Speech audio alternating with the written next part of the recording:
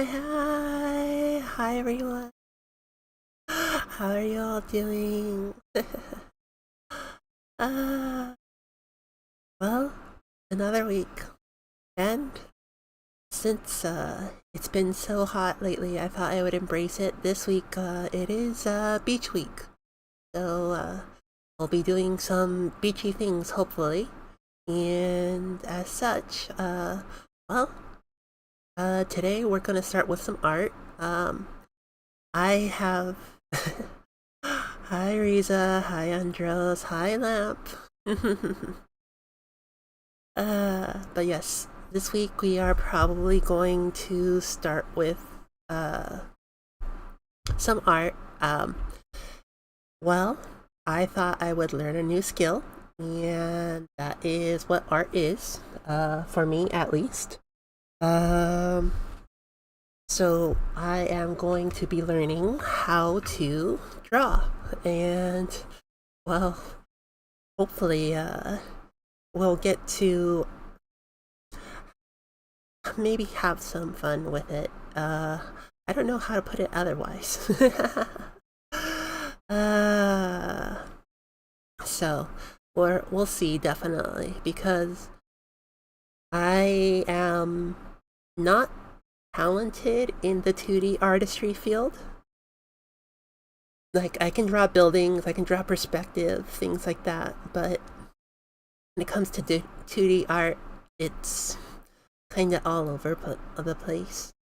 But yes, so after I get burned out of art today, probably, which will probably be fairly quick, which is unfortunate. We are going to actually probably play a bit of Cassette Beasts, because, well, let's just say it's on an island in a beach and things like that, and I've kind of missed it. The cute animals and all that stuff running around all over the place. So hopefully we'll play some Cassette Beasts later after I get burned out of art. But on to the next day, which is Wednesday. Wednesday is the Minecraft collab with Andros and a few others. So hopefully, we have a lot of fun. We'll probably try and build a beach vacation home over there on modded Minecraft. Hopefully not get too flooded in Minecraft.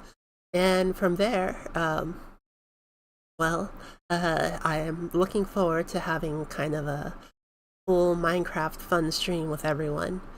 So basically, you need friends for a beach party, right? And then from there, we are on Thursday. We are going to be doing a peak collab. So you get stranded on a desert island and start off at a beach. So.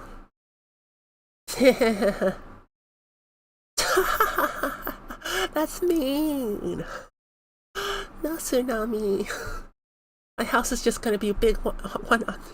I guess I could make it an aquarium, like literally, like protect my house with weatherproof glass and be underneath in an aquarium, going whoa.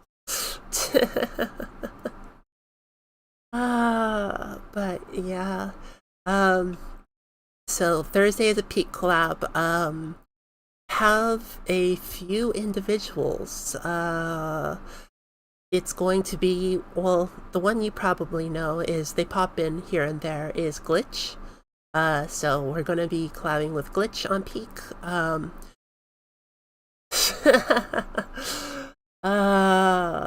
Yes, pretty much. I've actually, wasn't there that one Minecraft modded thing called like underwater, like it's kind of like that one block thing where you are just completely underwater. So yeah, there was it's gonna be interesting either way. So maybe we'll make a giant aquarium thing with people from all over. So the Minecraft server is probably gonna be open to well, depending on what Andros says and the rules that are made up. Mostly like no trolling, no griefing, things like that.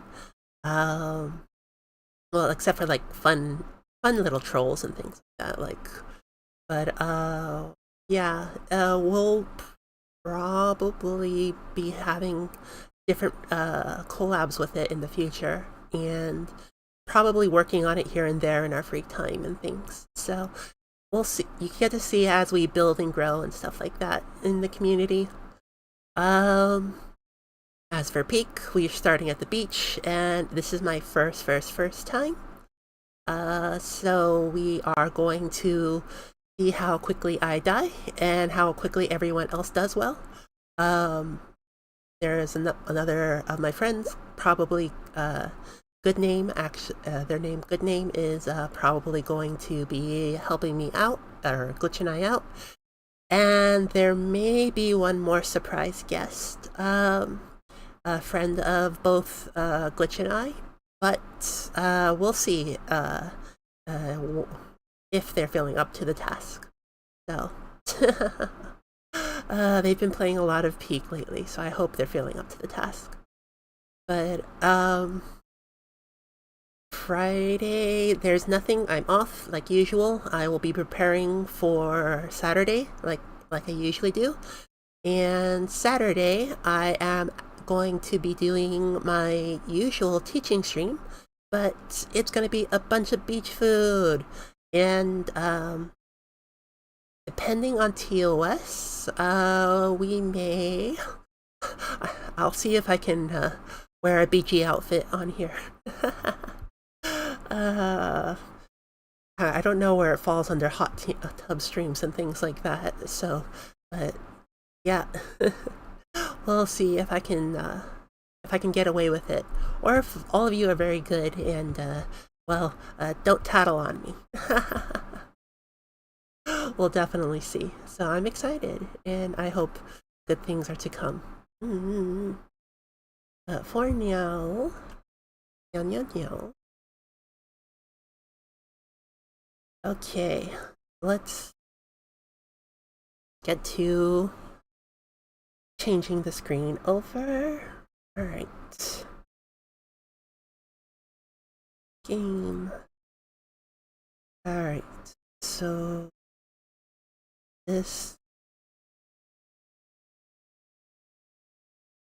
There it is. Kirita. So I changed the screen around a bit. I'm a little bit bigger. You can see.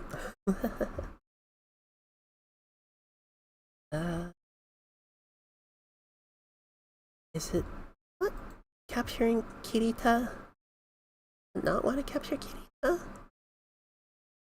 Oh, how odd. See.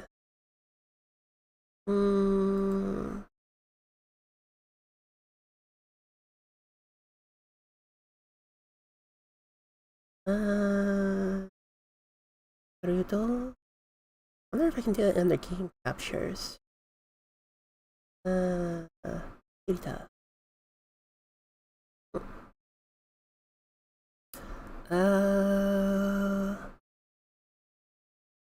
Wow. Okay. Maybe not that. Let's see. Alright. Display capture.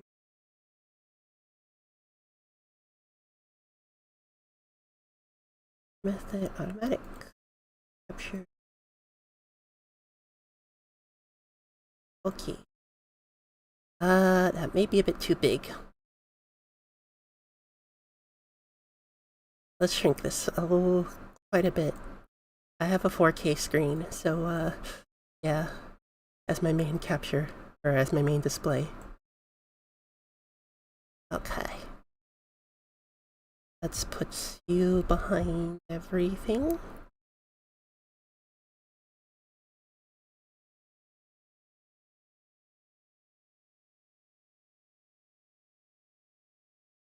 Alright, and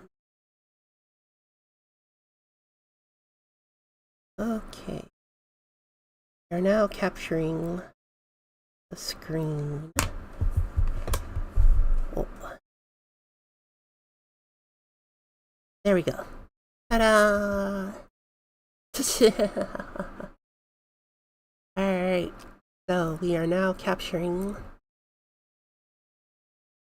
a blank canvas. I have no art skill whatsoever in the 2D realm. 3D realm, I have a little bit of art skill. 2D realm, not so much. So a lot of this is going to be very interesting. So I don't honestly know where to start. So, what? Yeah, 2D confuses me too a bit. So,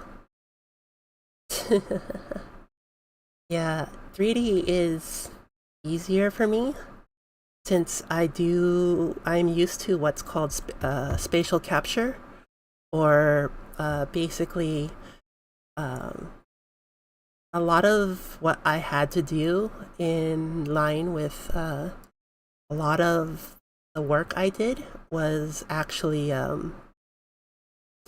basically know your space, know whatchamacallit, know how to represent your space, know how to like where an organ is on the body, things like that.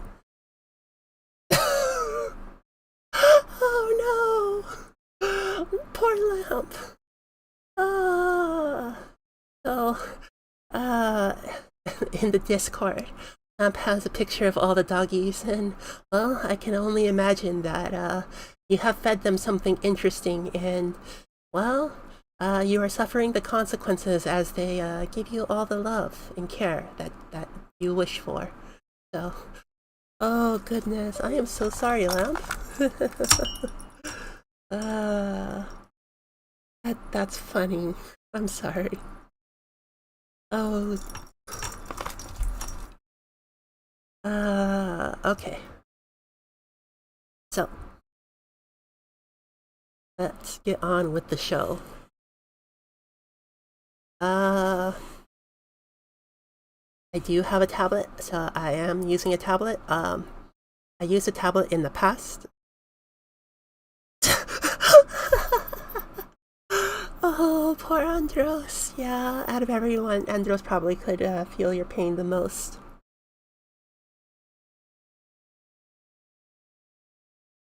Cute. So having the small one and the big one there is probably really nice. Wonder if they recognize each other. But yeah, I don't have any fancy plugins or things like that to track my hand movement, so you're just gonna have to track like where the line comes from. So, eesh. Like that. Oh, actually, let's choose a color. Black.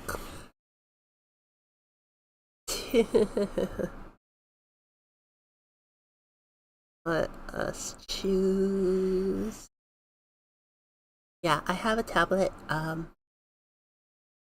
So I did a lot of teaching, and because of that teaching, I needed a tablet a lot of times to kind of circle stuff, do things like that, project it on the board, things like that. Especially when I was working with kids. Working with kids can be fun, but also really difficult. So a lot of times you have to hold their hands and walk them through things. So walking them through like art, fun games, stuff like that is always a bit of a challenge. And a lot of the kids nowadays are very tech inclined. So if you're not tech inclined, you're in trouble. And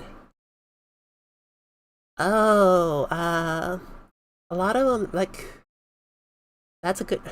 What they like to draw is Among Us. So the whole uh, what is it?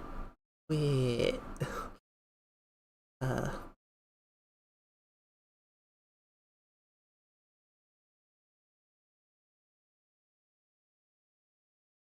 they like to draw that.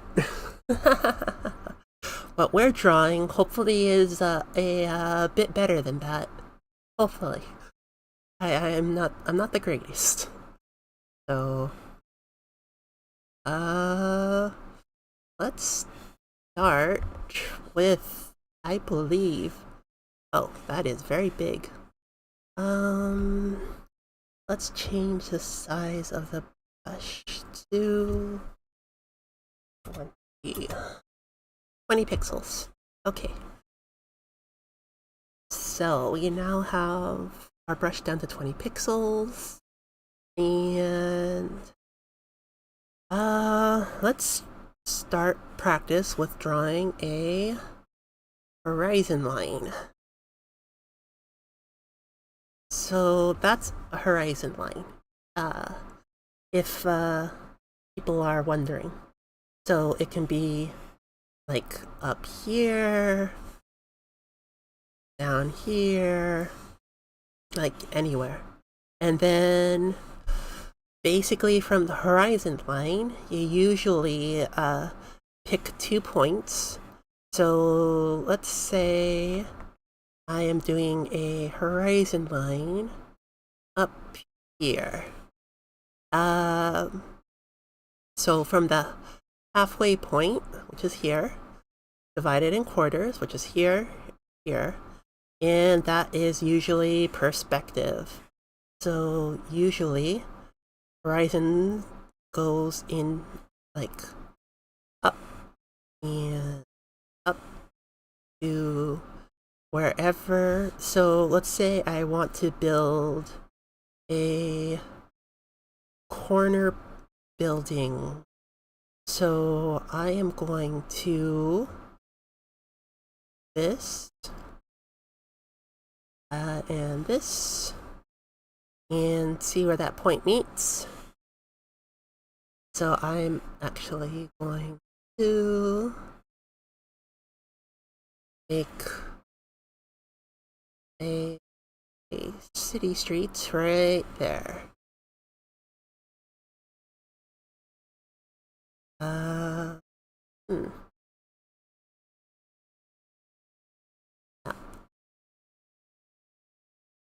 So, ta-da! So, if I build the building, go straight up, that would, well, I guess, you don't really need, you just need a point. So, I'm gonna set this down here. I'm gonna set this as my bottom point.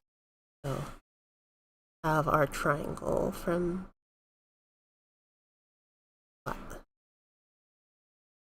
oh, oops, clicked the eraser accidentally. I have fumble fingers. So, I do have also, why I also like 3D is I have a bit of a neurodegenerative disease in my hands. It makes my hands shake like crazy. So, it's hard at times for me to draw.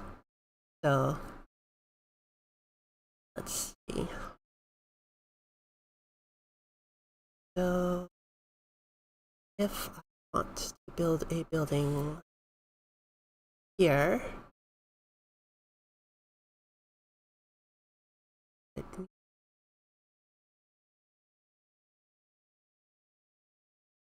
it's quite the horizon. And let's see, we're going to keep measuring up to that line.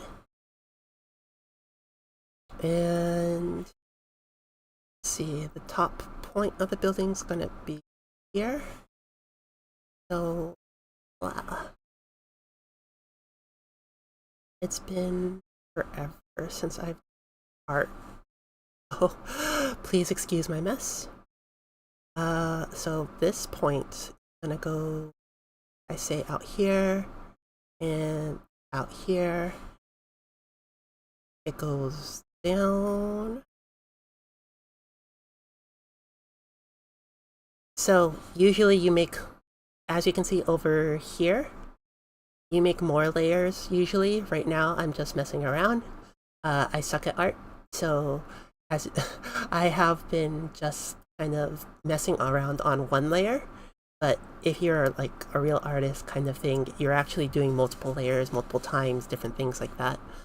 So like it's imagining invisible lines lining up with this straight line here for perspective. So like from point to point to point to point, that's all perspective.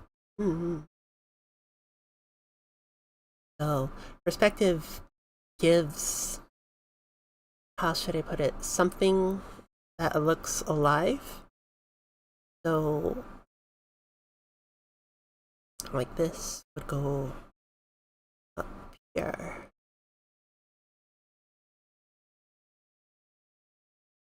So like say if I did a very tall building to this very small one, wouldn't be able to see its perspective, but it would probably be able to be seen because it is a tractor. So as you can see, it goes there, and let's say this building ends here. As you can see, the perspective on this one and this one is different. So like if you're a human standing here, you'd be looking over the edge and being able to see down from here onto the roof of this building here. So that's the interesting thing about perspective, things like that. It can get a lot more complicated. I'm not used to using digital medium. I'm used to using pen and paper. See, there we go. A little bit smaller.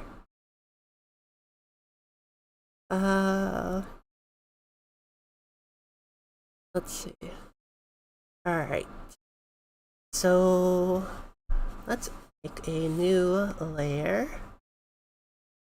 But the plus.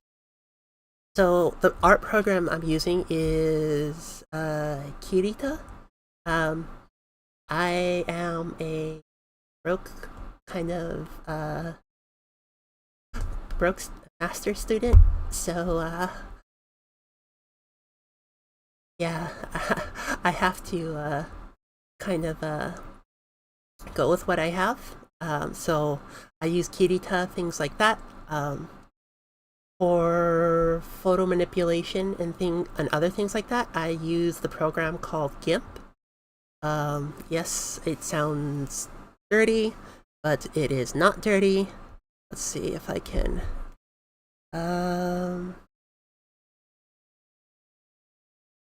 So yeah, a lot of the photos you have seen and the work you have seen in whatchamacallit, like doing the chalkboard when I did my first trailer, or doing my photos from whatchamacallit, brain not working. Doing my photos from like VRChat and things like that comes from actual, or usually after I remaster it in GIMP. And so a lot of photos like are very plain. Oh, this was one I haven't shown yet. So let me open that up. So as you can see, kind of there are things in the background, little touches here and there that I usually smooth over, and other things. So it's It's a lot of work, but it's a lot of fun too. Um, so you get results that are closer to something like this, which is up close, personal kind of things with that's a little bit smoothed out and the colors are a bit more balanced. Though a lot of my stuff comes out shadowy, which is very interesting. So I'm decent at photo manipulation. It's just art itself that is a big question mark for me. So I hope things go well in the future and I can learn. Like new layer is already done. So let us. I am turning off this layer. You can just hit the little. If I turn off the background and turn off the extra layer, you can see this. This is usually how I make alphas and things like that. Basically, this checkered mark indicates that there is no background, and that's how you usually make an alpha or like something that is very easily. So that's how I cut out a lot of pictures and stuff like that using tools and things. So let's us return to the white background. All right, so from here, there is practices like sphere drawing, which is, I am going to cheat a bit. So, ta-da, sphere. And I have my ball. So, back to this. So it depends on depending on where you want your light to come from. So the light could come from like here and change it, here, change it, here and change it. So all different layer, like this is how we a lot of the times determine where shadow is. So even in 3D works, a lot of the times you're actually looking where the shadows are coming from. When I have been like in the operating room, we have had to be mindful of where the light is, especially for the surgeon. So if there is like a flap or fold on, let's say about this, if we're cutting in and we're trying to remove this ball, and light is coming from this angle, so we get to see almost about to here before it kind of cuts off, because as you know, the peak of the sphere is kind of in the center here. So the light will not kind of go past unless there is like, say, protective juices or things like that. Then it shines through further and it reflects a bit off those like saliva or like blood or things like that back into the person, and you can see kind of a shadowy form.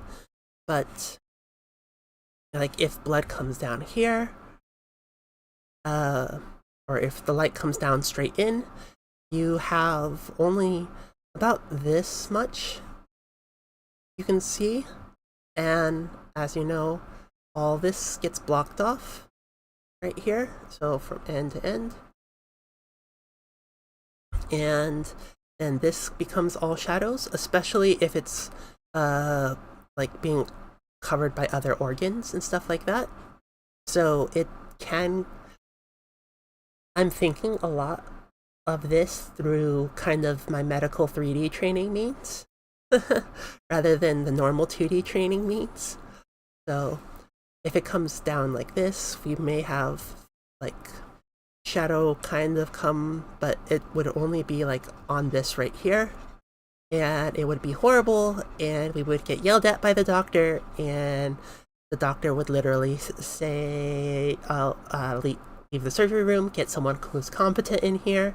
So yeah, don't do that. So know your lights and shadows and things like that and how to play with it.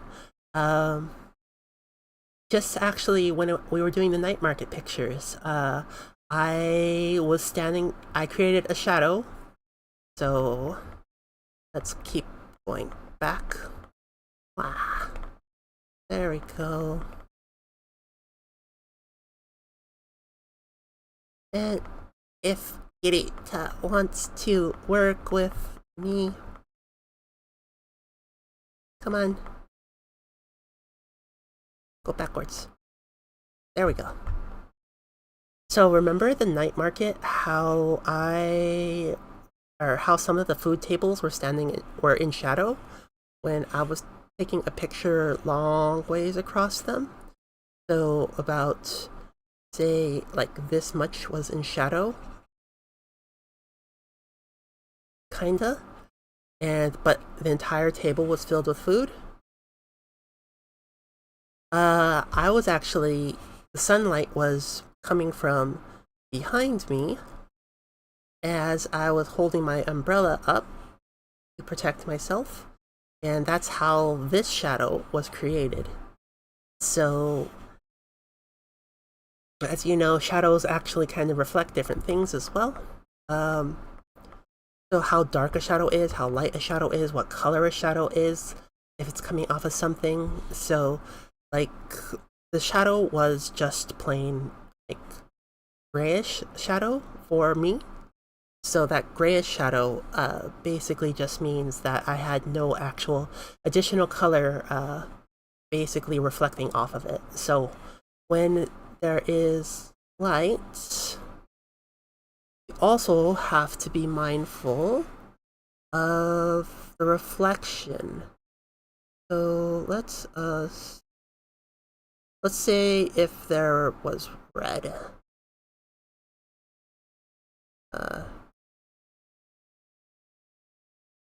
Alright, so there's red. Actually, let's get some music on.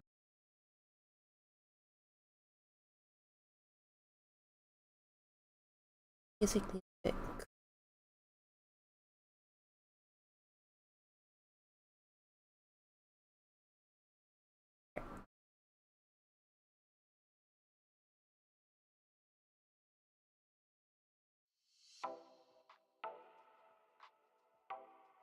There we go. So, say if there is this very reddish shadow. Okay. And let's make this a giant rectangle. Okay, so we have red here. So, color theory wise, depending on where the light is coming from, change that to black. So, say if the light is just normal, like sunlight, and it would come from this direction, it would cast a shadow underneath here, and back enough to be able to be seen here. So, what? Let me change up actually for how it works.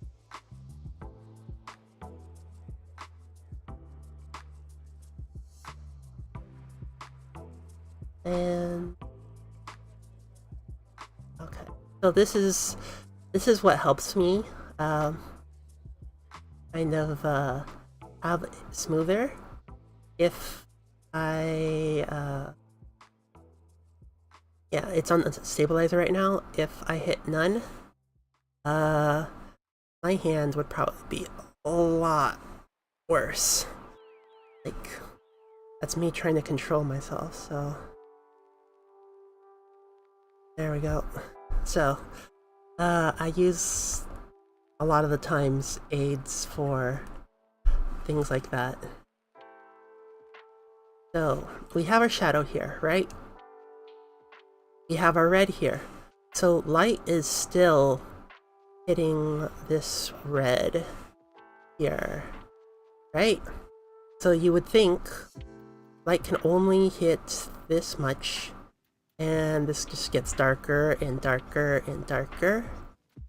Well, light, when it hits here, which is a reflective surface usually, basically bounces it back up against,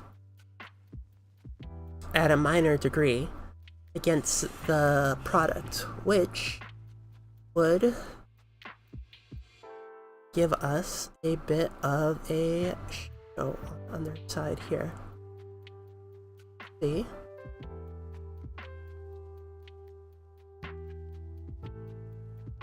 Even though it becomes very dark.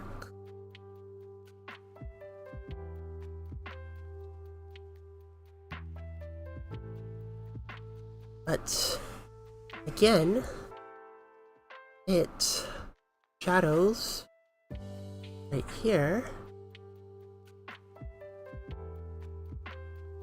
the darkest.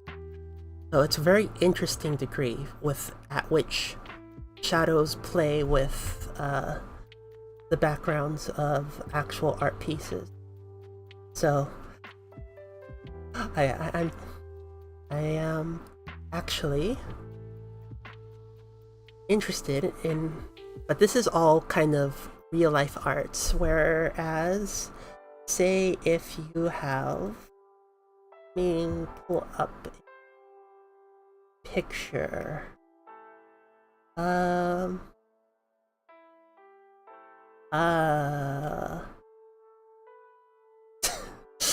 if you want to play with light and shadow, this one actually is really good. So this artist draws really cute Miku cats, and I adore them. So as you can see, the sunlight is coming from the top left, and this is a Miku cat. It's an adorable Miku cat.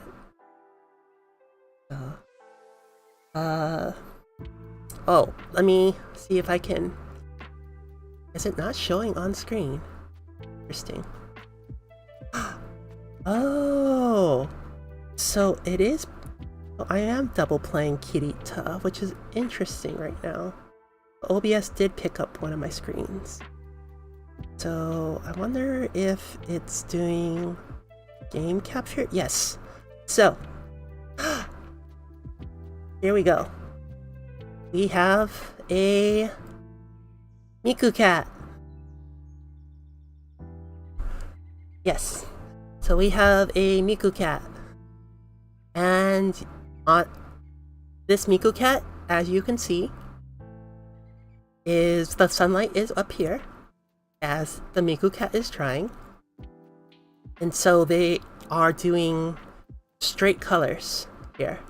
So you don't need to be an amazing artist to be able to do cute things.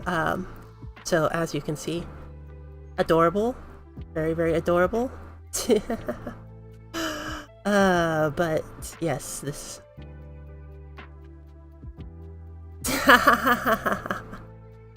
Yes, so they are using very solid colors, but they did an interesting color theory here.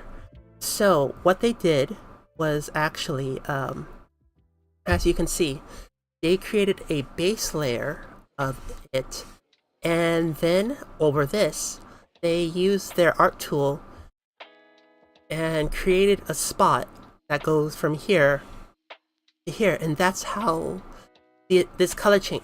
We still perceive this color as black, but this color over here is more orangey or brown, versus actually like this is more beige or peach, things like that.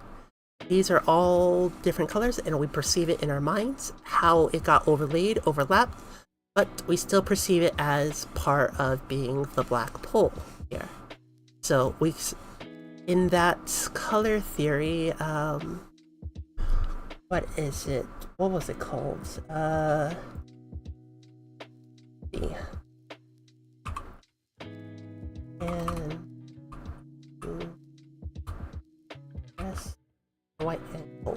There we go.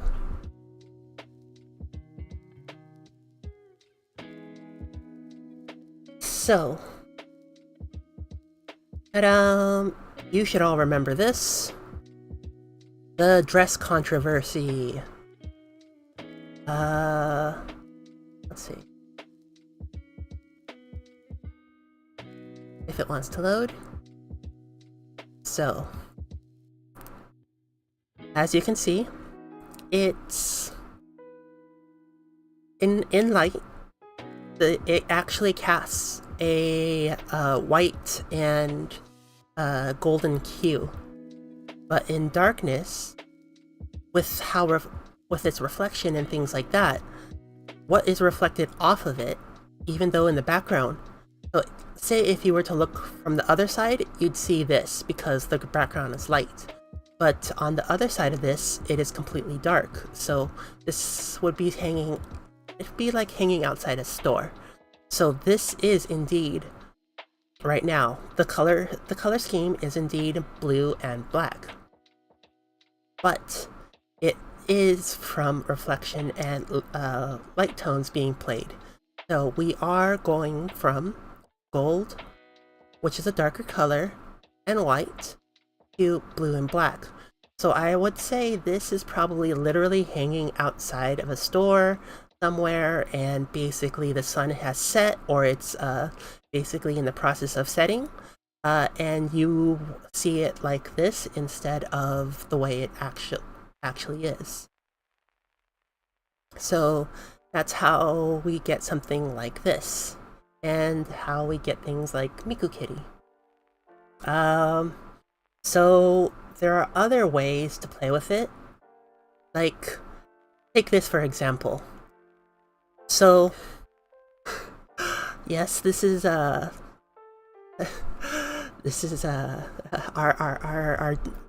leader from ZZZ section 13. But as you can see, she's being very cute here. And being smushed. So, she's a good fox. Oh, speaking of foxes, how did that skinwalker end up, Andros? So Andros the other day, since they do vet stuff, they had a skinwalker in their clinic. So, and it was a fox, much akin to this, that was screaming bloody murder. So, but as you can see, they're not exactly playing with the correct shadows all over the place. Oh my gosh, it was screaming all the way till day shift. Holy hell. That's scary. So, yeah, and with this, basically, as you can see, they do have some shadows that are portrayed here in more the comic style. Yeah, that's right, you were saying it.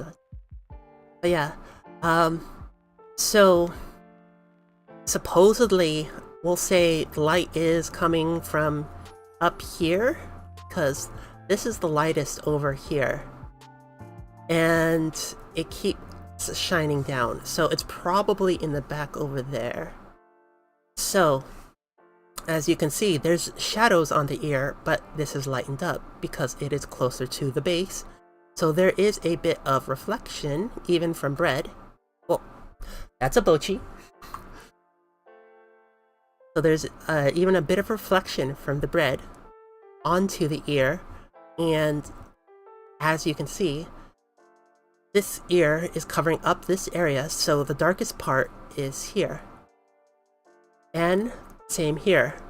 The light is shining, reflecting off the hair right here. That's how we know the light is back here, and basically making this area brighter. This area is actually a little bit darker than this area because, as you can see, light is having light hues on it, but it's still shadowed. It's a bit unrealistic though, because as you can see, her face is well lit up. But artist took liberties. Even taking a look at the bread, there's different shadows here too. So there's a shadow here, there's a shadow in the middle here, There's a shadow, and then here's the lightest part over here. So, and then here's the little stinker's face. There's a shadow here, but it's lighter here. So we're taking into account kind of reflection and things like that. And here's her belt. There's actually a lot of shadow here, and even a shadow on the ground. So we're taking this. There's probably the light sources, yeah, over here. So here's a little stinker, and this is how artists took liberty. This was probably done in 3D Works because, as you can see, the fragmenting a little bit of the pixels and how they are fragmented here and there. So it's fragmented here, and things like that. This is not AI. We do not do the AI stuff. Or when it comes to art, we support artists.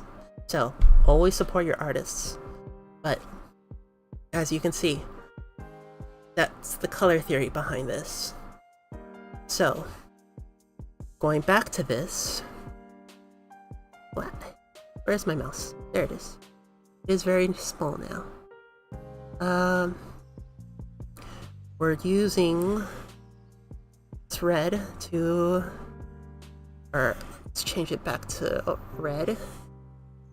So using a light hand, we're using this red to change this as it lightens it up off this reflection of this table here. So, and then we're using the black to kind of do the same thing. Do light and then heavier, next stroke, heavier, heavier. And this is how you get your median line. Is rather dark, right behind the median line, even though the front line here is very light.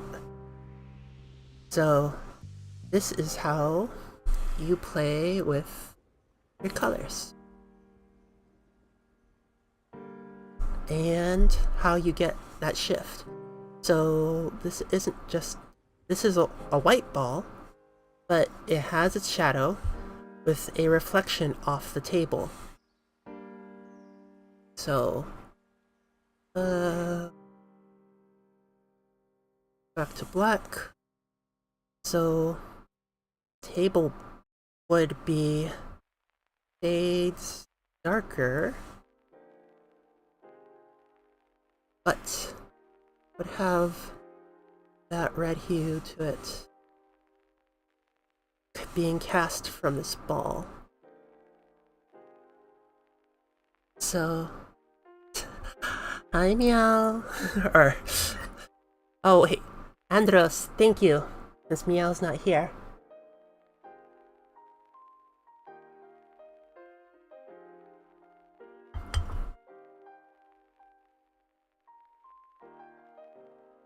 So, you have to take into consideration that all this is red. Let's see. Let's do a hard red. So this is all hard red right here. This is the sands of Mars because there is so much ferrous in it. Ferrous, which by the way just means iron. Or all right, and but yeah, I am more on the logic side of things than the art side of things. So a lot of the times, a lot of this stuff eludes me. So I'm trying to expand my repertoire. So we're doing a bit darker here because of the ball's shadow. But as this is reflected, so too is it reflected onto. So basically it's a mirror. So this can go a little bit lighter and a little bit more rubied. So basically you get in. It's like a ping pong game where you me that and grab a harder tone. So, ping pong game, you have your ball, right? And you hit it that way. And basically, if it hits off a wall, going back this way, if there is no gravity, it has a lesser kinetic force. And basically, if it hits off, say you start a game and it hits off this wall, it's just gonna be, the kinetic force is gonna get less away. Even though like light shines infinitely, your eyes are just gonna be like, okay, this is too far away, and basically this is kind of too shadowed. So instead of bouncing infinitely off this and making it infinitely bright, it still is a shadowed area. So yeah, when we were doing Rainbow Foods the other day, which I enjoyed a lot, I don't think we have a rainbow brush here, so so we had why we enjoy rainbows and know about them is called the prism effect. So it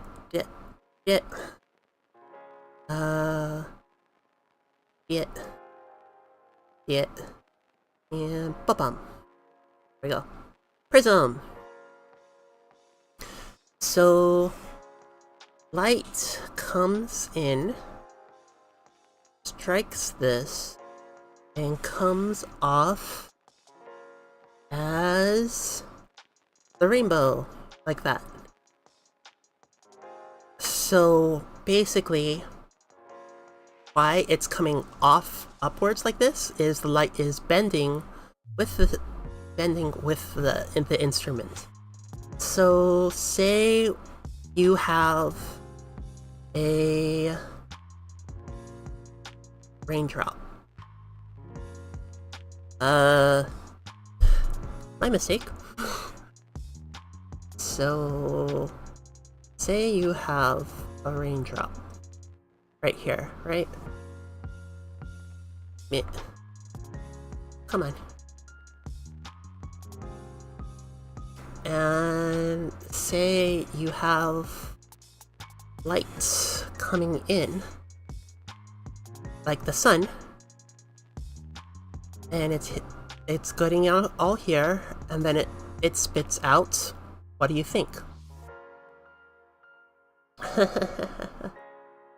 So, with how it spit it out, and what happens is the sunlight comes in to a rainy area usually, and hits the rain as it's falling, and it spits out a rainbow. So that is what we see. Sometimes it could be even a double rainbow but the interesting thing about double rainbows is, let me go backwards and undo all this.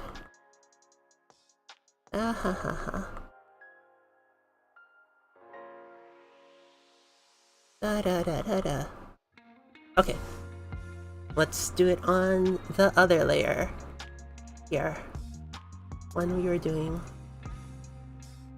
this. Okay, so rainbow wise, we have our rainbow here, right? So if you do get a chance at times, especially if there's high reflection, you get a double rainbow. But rainbows are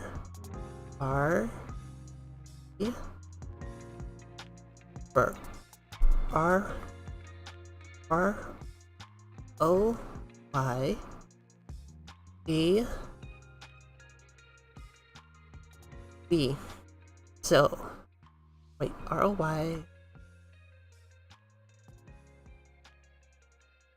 Yeah. And then eye. So these ones are usually combined together. I combine them together myself, but red or yellow, green, blue, violet, indigo. So a regular rainbow is made up of these going across like this.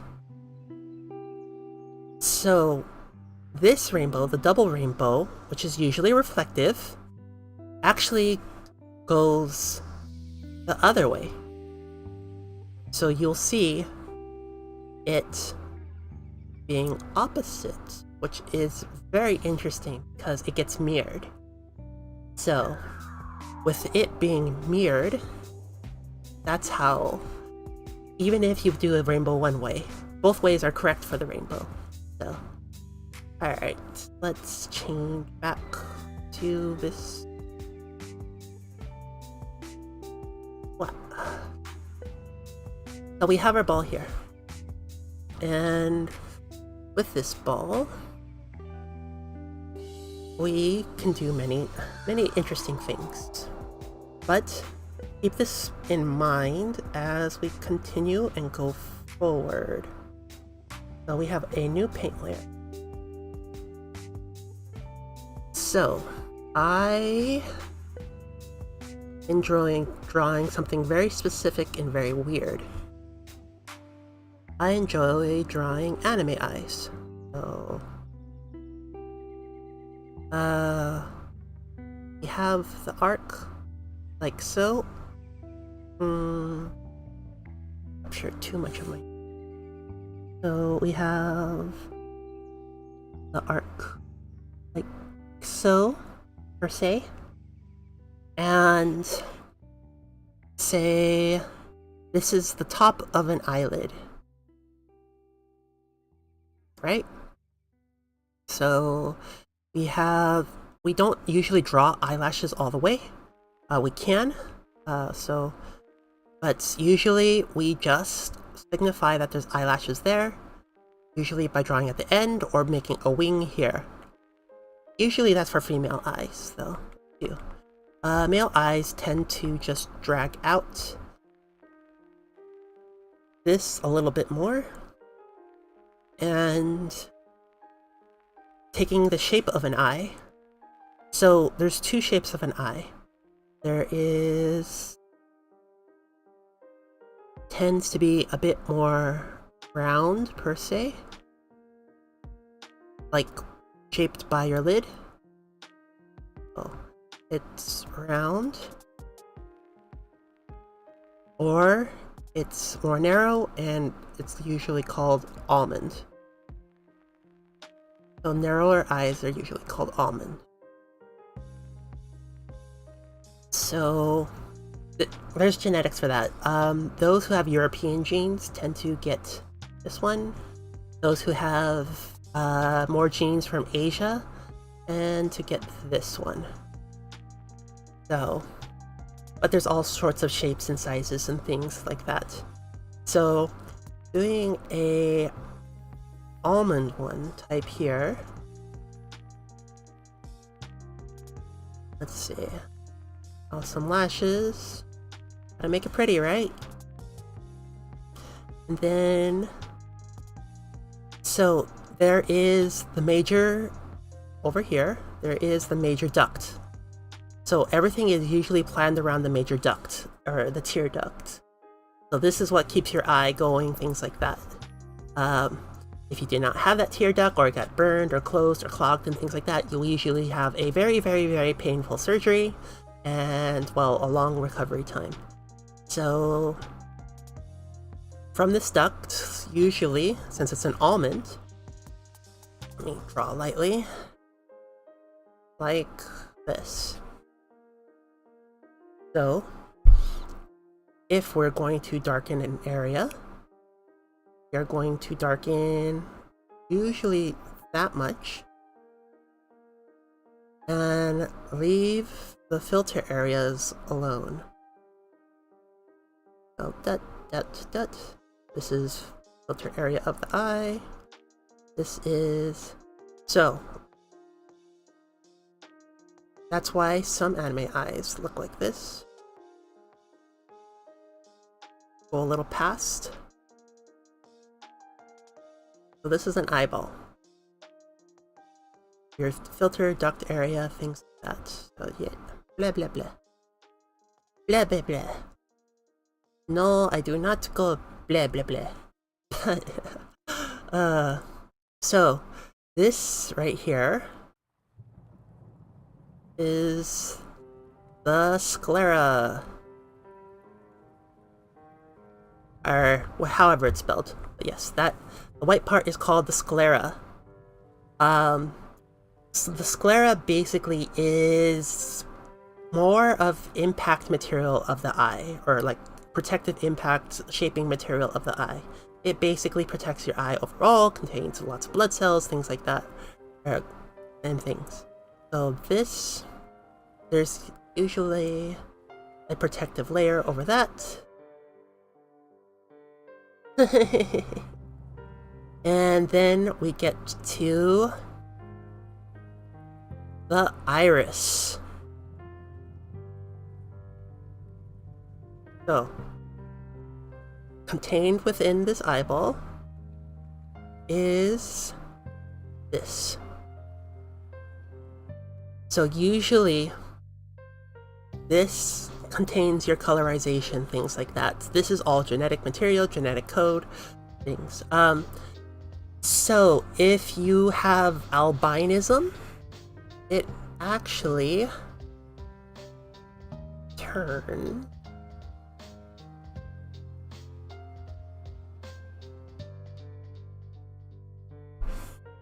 so your iris can turn pink in albinism. So albinism is a lack of color. So that's where you get the pinks, the reds, things like that. Because it's not hiding the blood cells or the blood veins and vessels and things like that inside of it. You have your albinism. Melatonism, which is the opposite end, where someone's skin tone is super, super dark. Let me see.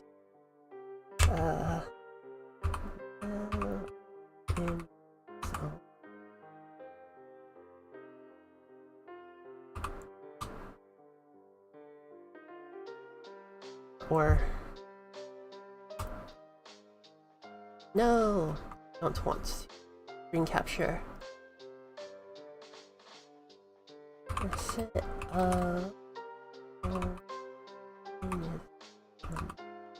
Yeah, melatonism. So,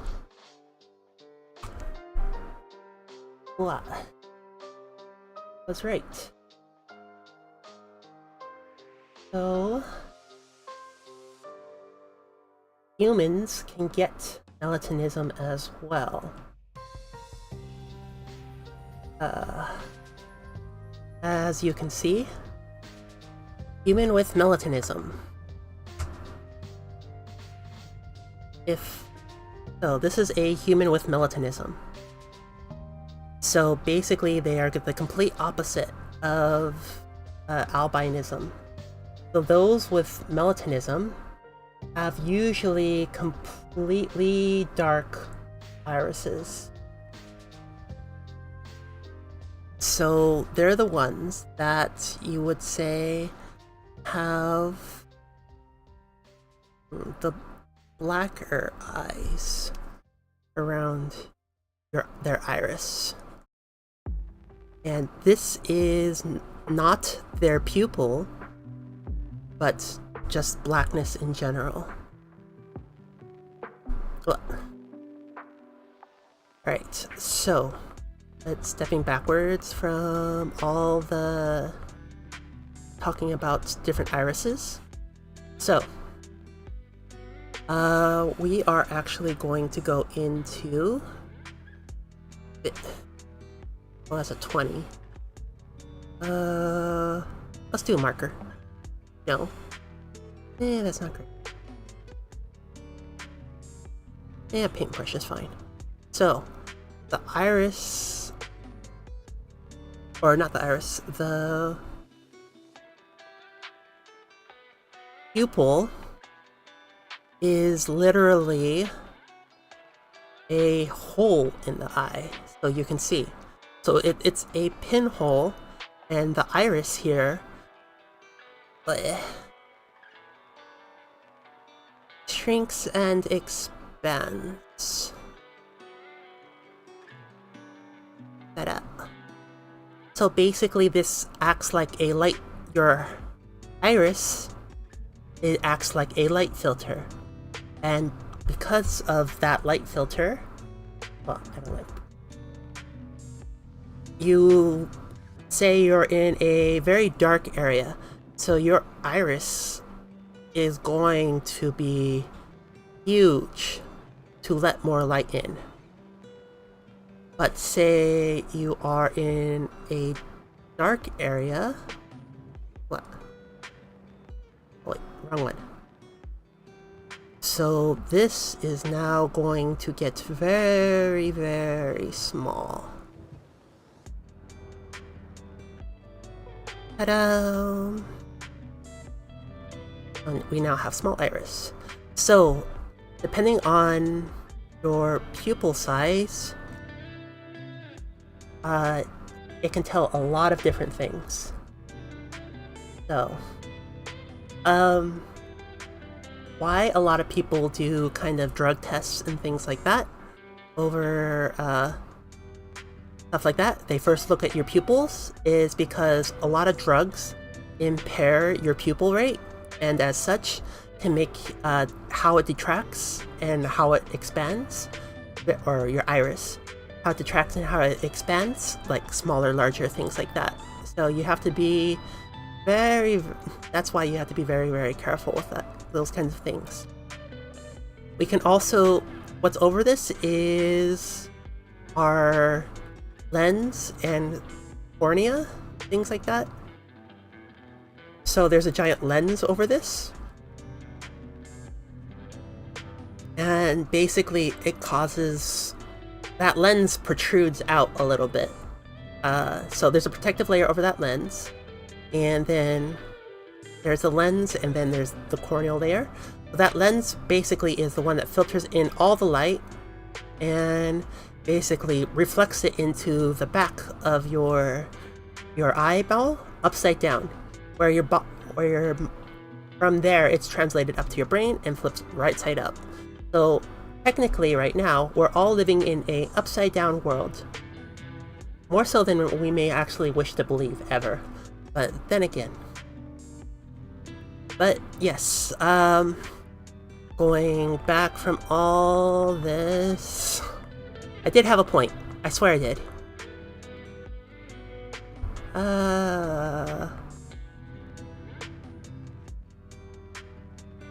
Okay.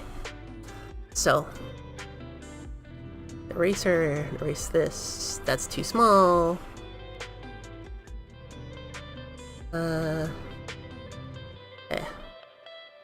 My gene. So we are going to turn this into, let's say, a red eye. So red eye all around. Da-da-da. The eye is red. You are from the Uchiha clan now. Right? So, what happens though is, because of light coming in, we actually have to erase some spots on here to make it actually look like there is an eye in general. So this is what makes it look a bit more alive. So bringing up our friend here, take a look. We have our big butch. So we don't have much in way of what you would call the iris, or not iris, the hole, the cornea. But we do have a lot more iris, and they symbolize it with the color here, as you can see what color the iris is. So it's just an off, it's a little bit off. So we have the light coming in from here, and that's why these light eyes are shining like this. What else can I pull up? I have some very questionable things in my picture area. Oh. Let's go with this one. So, we have our little one playing. We can see the light, there's no light shining down into her eyes, really, except for here. And then she closes them.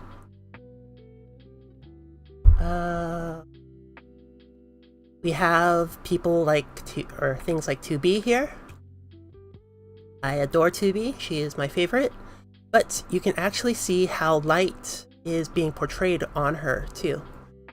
So, light is still coming down, and you can see here, this would be where her eye was. So her eye is having little shines here and there, where it would be a protrusion, or the nose is protruding, things like that.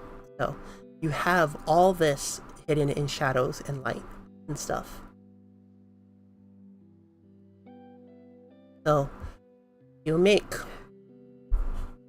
your eye however you kind of wish, but to remain expressive, you actually have to think about reflections. I have any safe for work art? Oh, this one's actually very pretty. So let's do this one.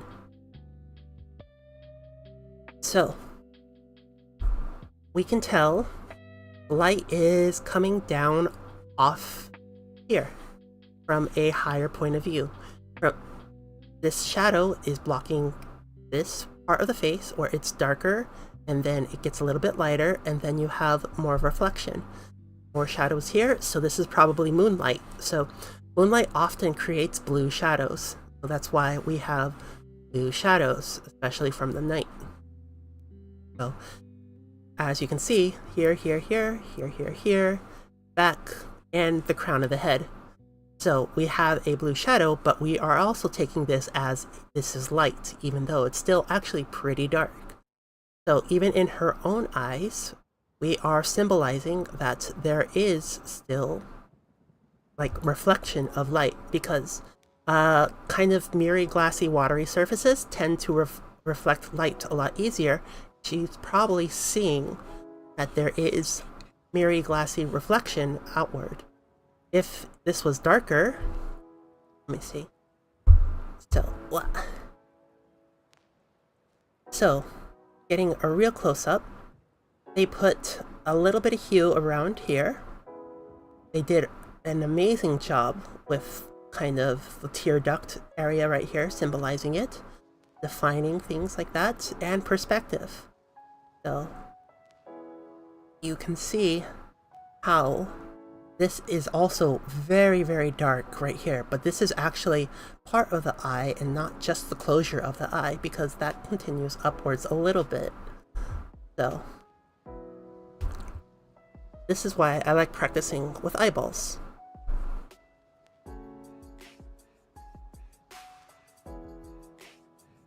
So eyeballs are a lot of fun because you can do a lot of stuff with them, and it's really interesting what you can do.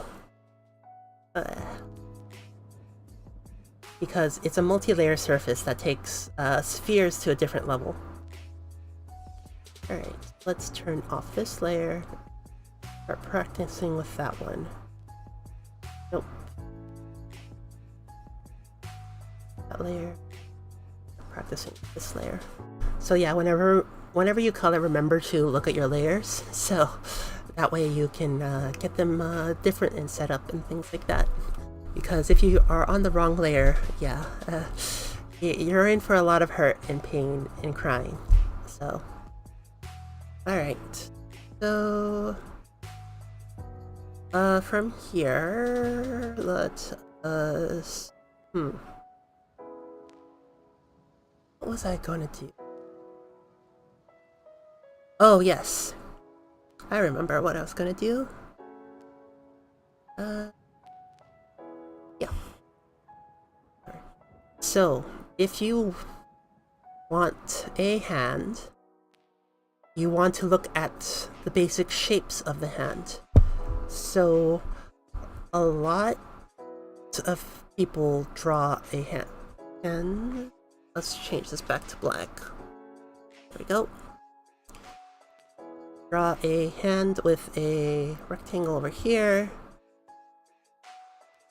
This. And across.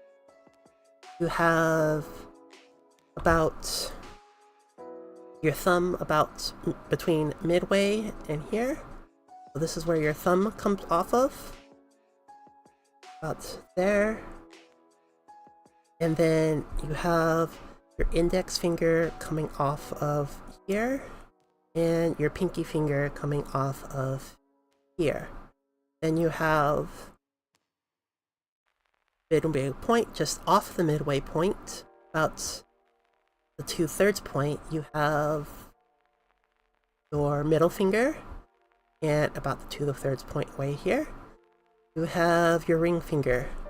So this is the basic kind of anatomy of the hand-ish thing, because at the middle here is where you have the V, really.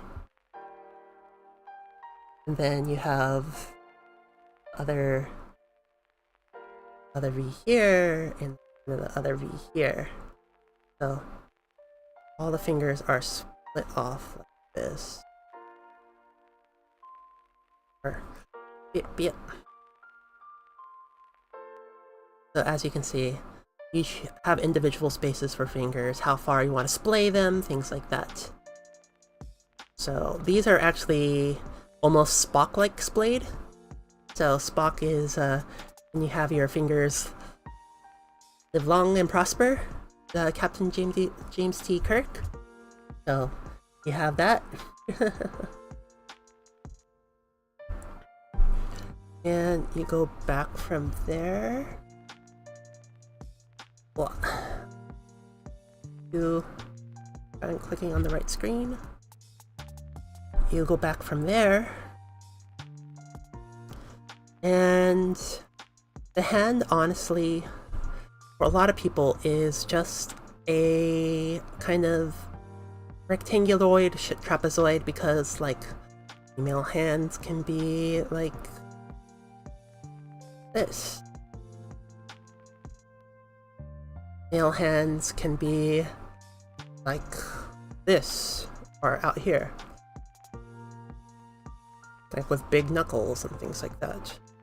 You have a big palm, and you actually have to add another trapezoid down here. Will make it big enough for things like that.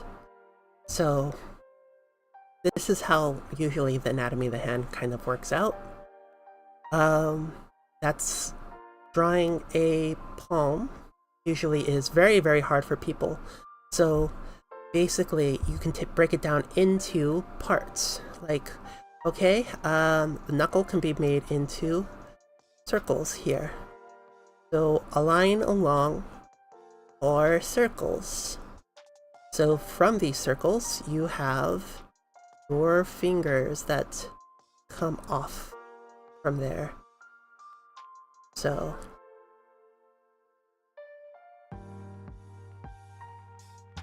these are just the lines for the fingers. But because of that, fingers, more often than not, are actually represented by the good old cylinder. As you can see, we have a cylinder here. So basically, you would draw a cylindrical thing off here, up a bit, and draw another cylinder and go up a bit, because I want a straight finger. If I didn't want a straight finger, right, so if I wanted a offset finger, I would draw a cylinder going a bit like this and going upwards like this, drawing one more cylinder, and this kind of ending in cylinder-ish kind of thing, but with a narrower, usually top, So now we have what looks actually like a finger. Ta-da! So we have a finger coming off this, like this, and we have our circle for hands, have our rectangle breakdown of the hand here, so kind of doing that. So for like a thumb, same thing. I want a cylinder here because that's the base where we have our knuckle here, and we're going up and having another circle here. So another circle right here. As you can see, since there is only 2 digits in a thumb, you would have another one here, and I want it closed a bit, so we are going to make a cylinder here, the base of the cylinder there, and there. So we now have what looks to be a very rough thumb. So now we can just kind of close off this, do this, and so it's aiming in a direction. So the tip here kind of goes down like a serrated knife, or a knife, and basically that's how usually you play out this. So ta-da! You now have your thumb. These cylinders do have a little bit of ebb and flow, like bamboo. So if you ever see a bamboo, it's really easy to make a bamboo. Line, line, and basically a slight hourglass. So, and then from the next area of the bamboo, line up there, so this would come down as a slight hourglass again. This is how a lot of Chinese paintings were. So basically they would make a line with a brush, like they would throw the line around. One side would be a bit heavier because that's the brush end, with the light side being lighter, so they're using it to play with like lights and shadows. And then coming down, and this would, if it was closer to the person, it would end. So if the person was looking like that, you would still do kind of horizon lines kind of things. So this is at eye level would be straight, downwards would be like that. If you're looking upwards, the bamboo would have an upwards curve, like that. Up, up. So sway and flow, sway and flow. So it's good to practice hands as well, because hands, as you know, basically contain a lot of shapes, like these trapezoids, things like that. Why I practice the eye is reflective kind of things. Why I practice hands, we do this kind of things. There's actually a very interesting practice technique out there. If I can find my mouse. There it is. Alright. Turn off that layer. So, what people would do is they would kind of partition off their piece of paper, like fold it into squares. Go down the center. Center. center, and make a square. Not just any square. This square is a bit of 3D up this way, so you can learn your partition, because here's the horizon line. So this one would be, as you can see, more overlapped. So this one is completely the square, or the line is here for the square. For this one, what you would make it like this instead.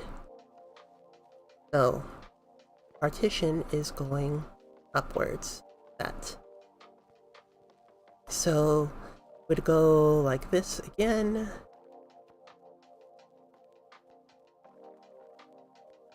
This. Flat. Yeah, so I'm using visual guidelines here. So what normally people do is they remove the visual guidelines. Wait.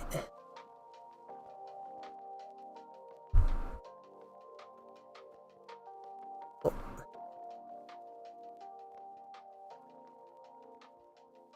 So they remove the visual guidelines here.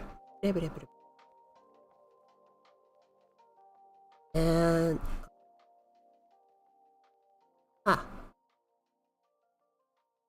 oh, away. So move the visual guidelines. That way you have the actual boxes without the guides and things like that. So you have to think about space, presentation, things like that. So I have done a lot of practice with this one before. I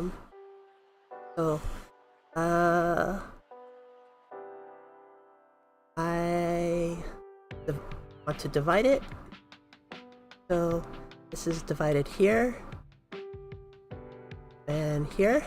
Those are in quarters. So how would I divide this into a quarter? So I divide this into a quarter here and here. How would I divide this into quarters? Here and here. So now we have a full quarter piece on the side here. And as such, ta-da! We now have our quarter piece. Yay! Like, let's get a new page. Where is my mouse? There it is. And let's try this one. Okay, so for a cylinder,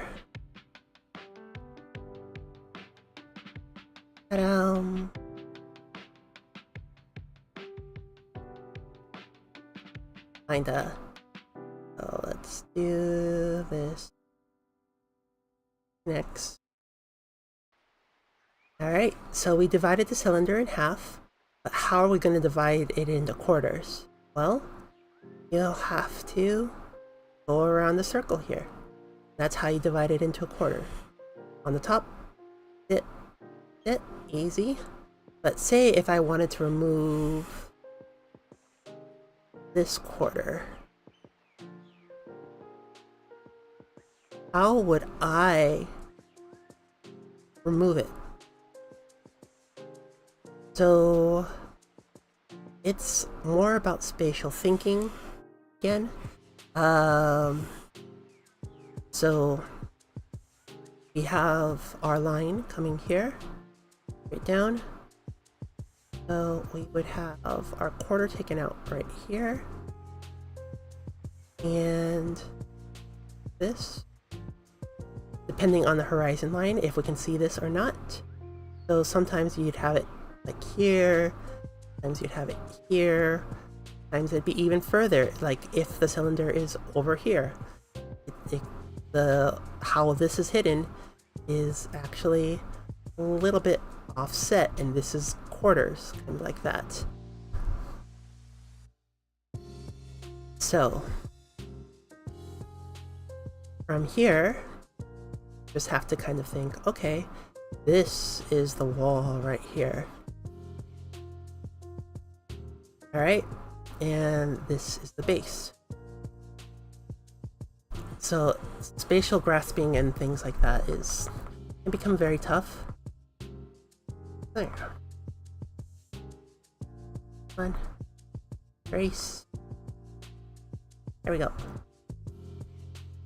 So let's say we have an odd-shaped box right here.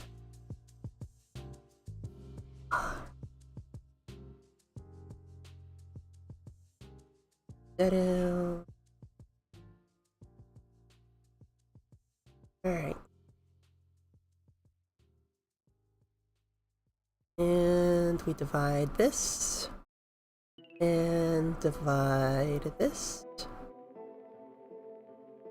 and divide this and divide this all the way across. All right. So we are going to move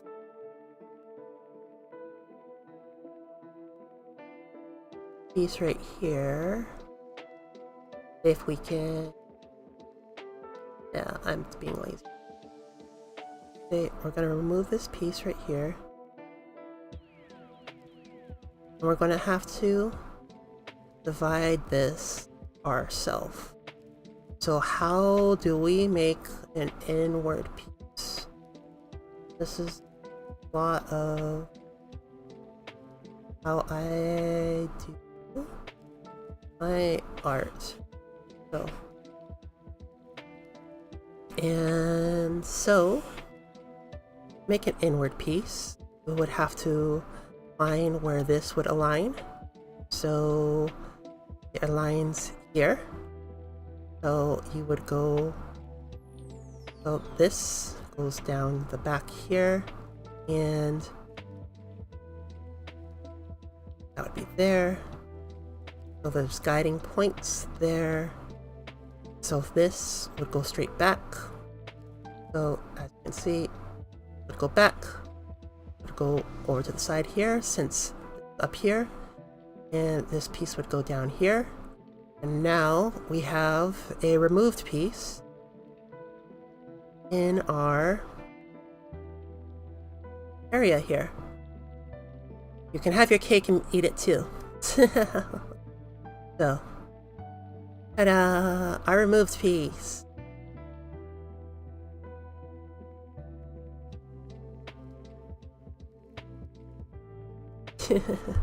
So a lot of my time goes into practicing things like this. It can get a lot, it can get tedious, but basics make perfect. So, like, if you're going to be doing, let's see if I have any other art pieces. You know what? I am legally allowed to use it. I am going to be taking the ba-ba as new layer. Say hi.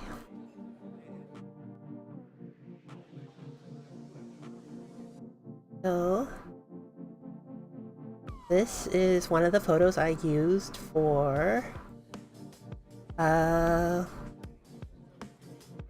my like stuff overall. Or when we were doing night market stuff. So let us change its size. Okay. And actually, let's undo Control A.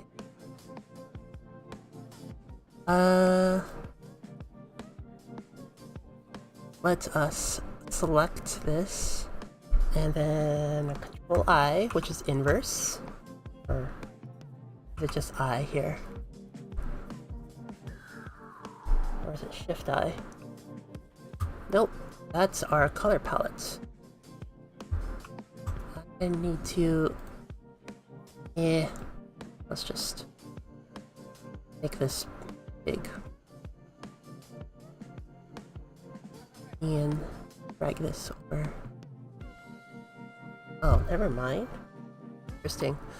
I'm not used to photo manips in Kirita, so I'm really sorry. And Kirita is crashing on me. Uh-oh.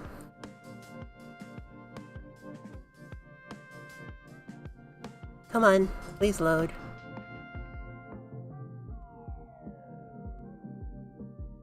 What? I am... Ooh. Change from display capture back to game capture. There we go. Oh, that fixed it. Yay! So, I am going to be clicking out of here. And, well...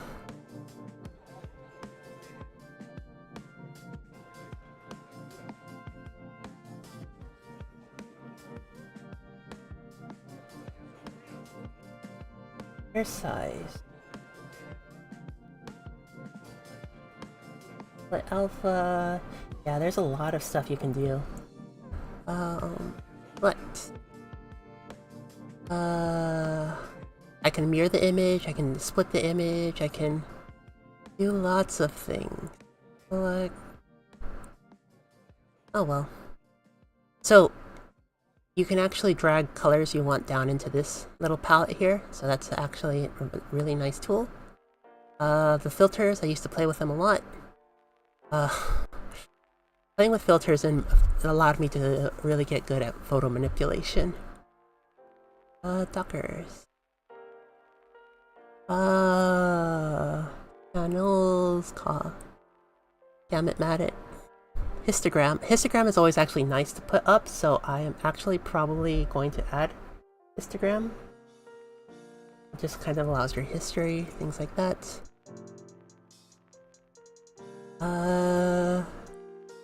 So if I wanted to merge layers, I could... You basically, for a lot of this, you have to flatten and merge and things like that. Tools. Scripts. Never mind. Okay, let's go over that. Booba. Alright, so we have this picture right here. Oh, hi everyone. Okay, so the human body can be broken down into parts. So, as you can see, I am going to go with a oval here. Actually, I'm on the wrong layer, so I'm going to go the right layer, which is...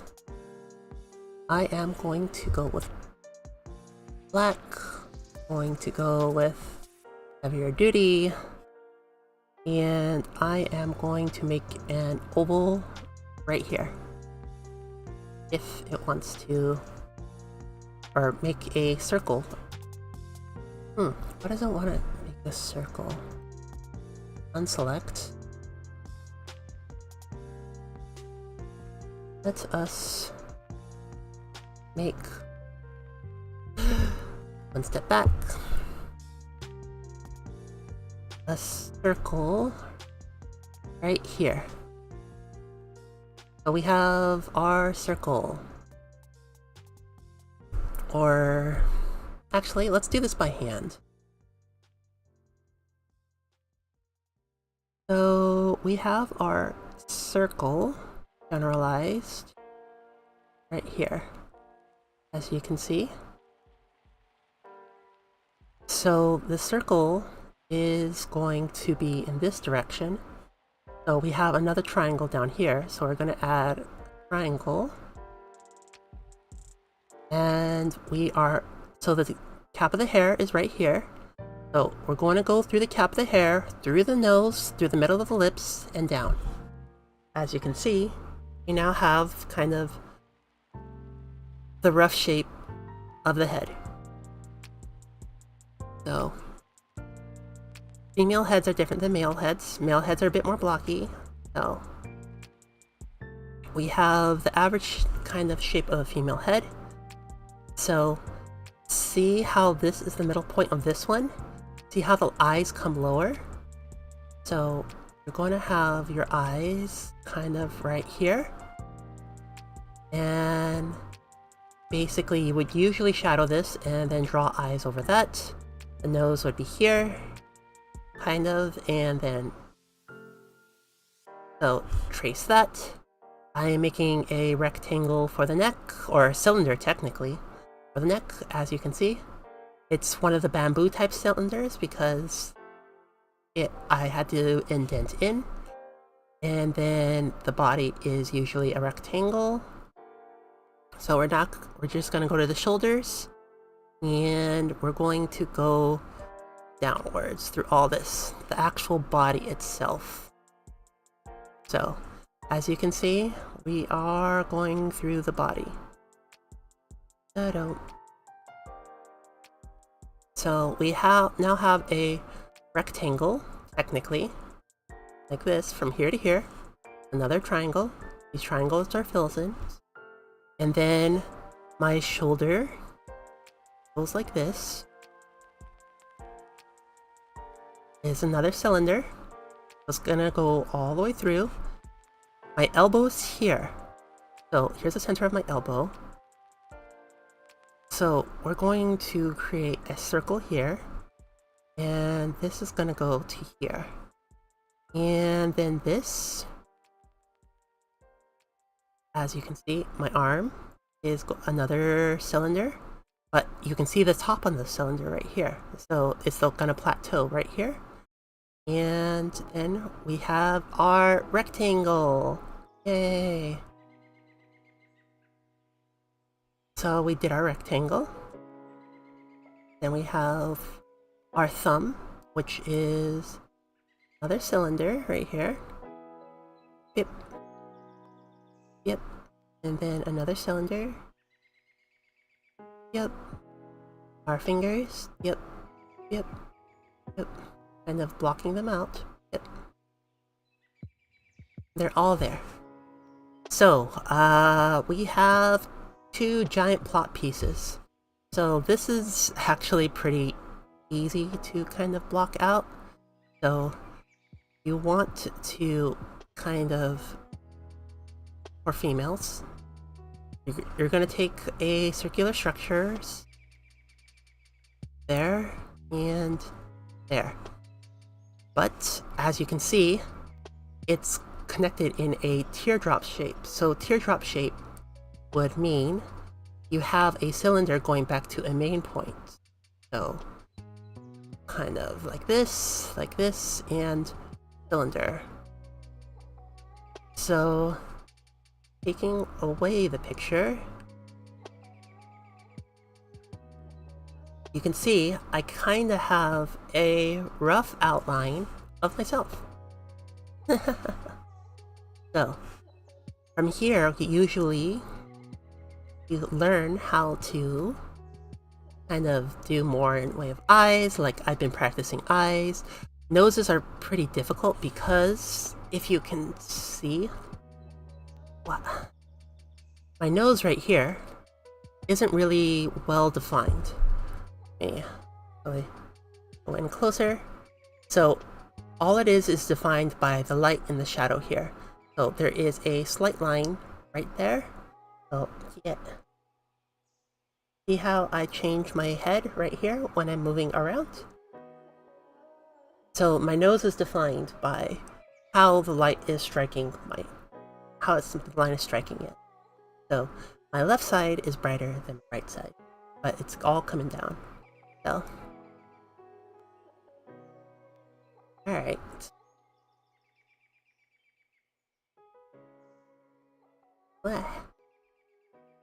But, so, we do actually have a line of perspective here, which is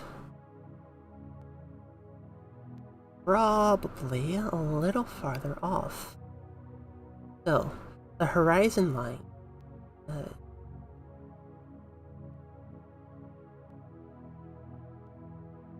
See it? There we go. So, kind of everything kind of ends here, as you can see. But doesn't actually end. So, it's actually pitching a farther area, which is back here. So, see this line? They probably want to follow it to where the center is. So, this line here. So, yeah. So yeah, it's roughly there. So you are having your kind of horizon line over there. So everything is going to be meeting up to that horizon line kind of thing. Going down, up, things like that. So this is how kind of you're going to draw the booth towards that way. Yep. Yep.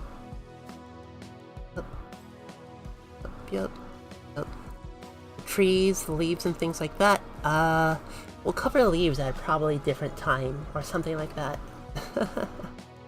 But yeah, you can have things that offset in different areas. So basically, you can see this thing right here. Basically, the horizon may be over here, but this is actually coming over here. So it's actually very interesting, like where real life kind of you're allowed to kind of change perspective into which and where you go and how space is made. So, all right, I think I okay for tonight. How about all of you? How are all of you feeling? You doing all right? Not too bored? Yes. The circle of the watermelons. Yes.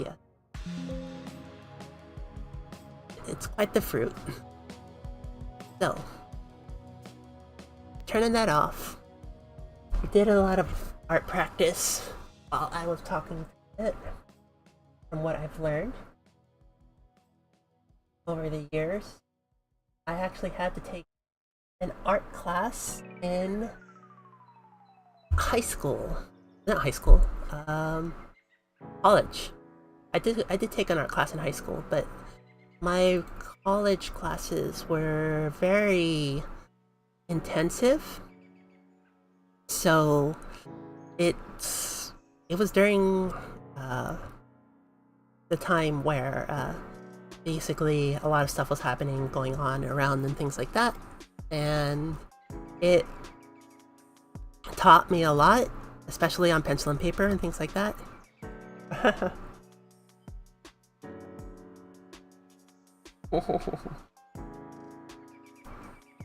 Fish tacos are always good. I do enjoy a good fried fish taco. Yes, I know it's fried, but tempura battered fried fish tacos are amazing.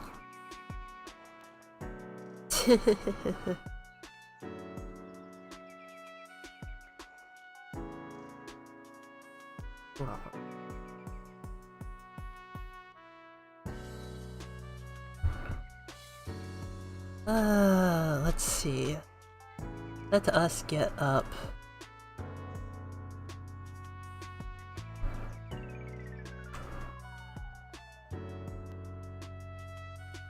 Oh, this wasn't... Oh, interesting. Anyways, okay.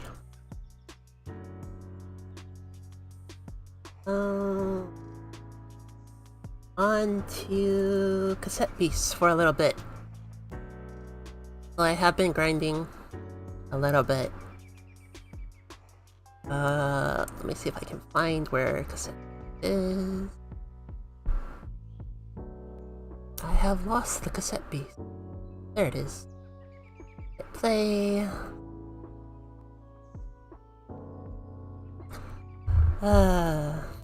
but I haven't been enjoying it.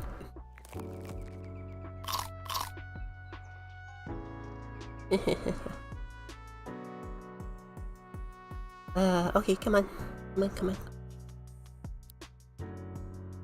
Raising the Ponded. Oh, that's not intimidating at all. Whatsoever. Okay. Let's move this up. The keyboard over.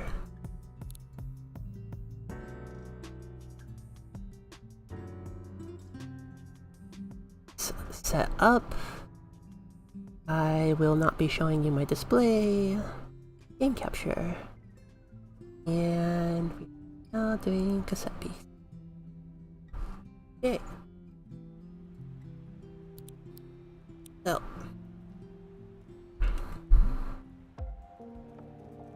Ta-da! We are now in cassette piece. So I want to try and take on some captain today. Let me actually change what I'm. Oh.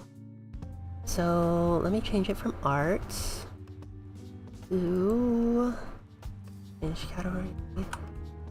This set beast.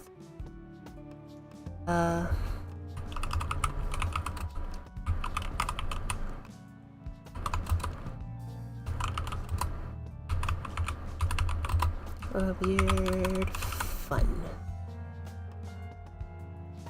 Alright. And my stream has been updated. Yay!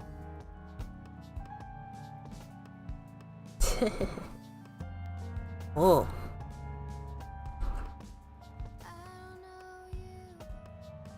I wonder if I can... Oh, my controller is not working.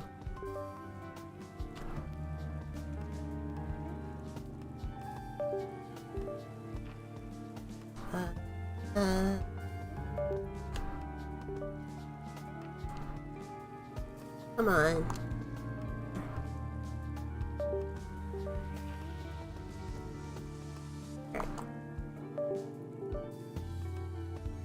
Why are you giving me so many problems as of late, controller? Let me see. Oh well. Anyways, let's just run around. Okay.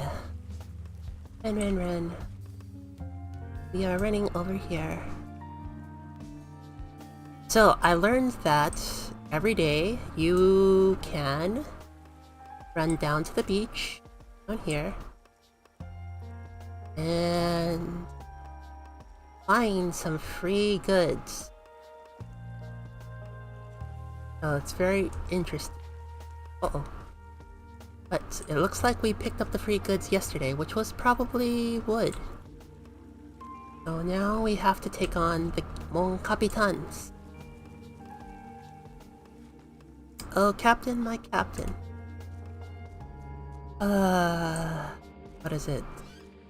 I think it was, the Dead Poets Society? I miss Robin Williams like crazy. It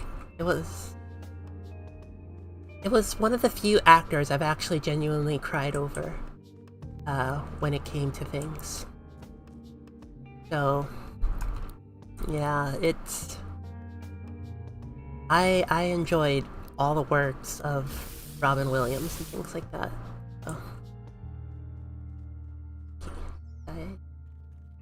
Oh hey, we have a box. We have pulp. Oh, we have a tree bark tape. Yay! Alright.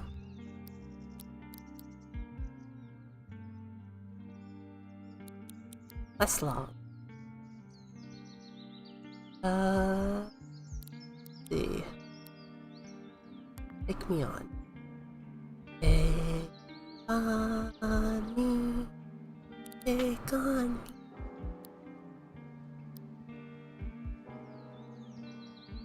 So Captain Wallace is at the park right now. Okay. And there's trembling ground over there. The hunt is over there. Little inspiration. Go to the cave in the park and find out what happened.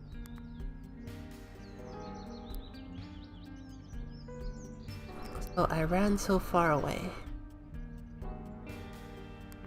Oh, we were doing that one last time. So let's do that one. We need the map. And to go to the right.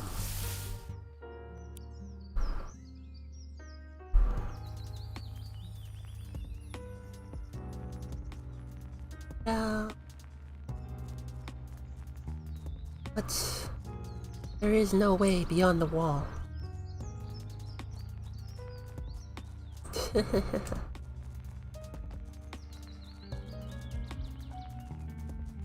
So, gonna go around and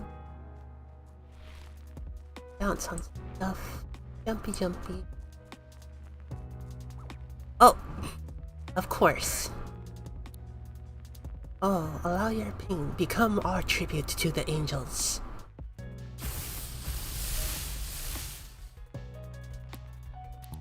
Alright. So, we're going to hit it with Zephyr. And I'm actually going to switch off the music. And then gonna hit it with a maybe not a sonic boom.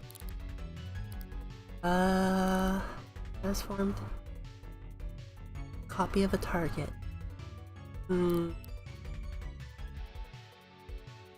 Alright, let's actually hit it with a sonic boom.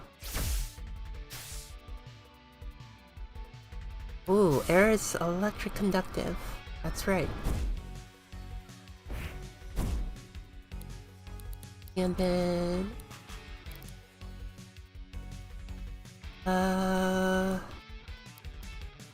sprint and dodge.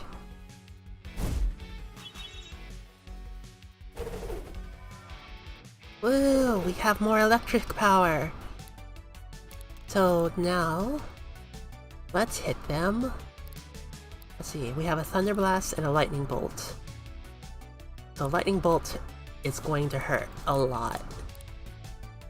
And we're gonna hit it with a Sonic Boom. So let's hit it with a Lightning Bolt. Wow, that really went down. Oh, and we killed the cultist. Completely.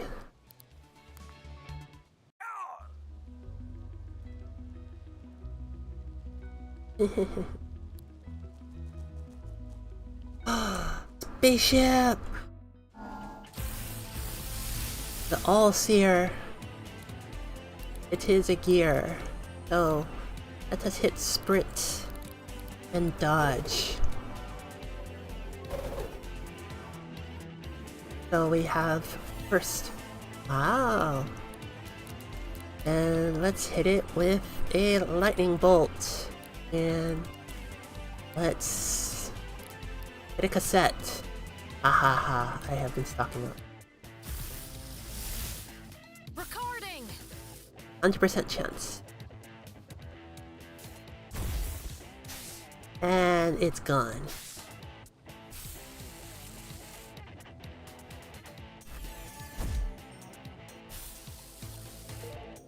Got it. Yay! We have an All-Seer now.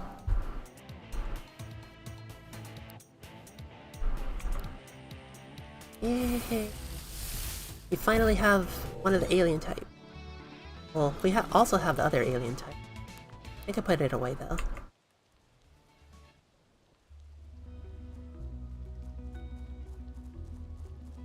And then earlier, saw something go flashy over there.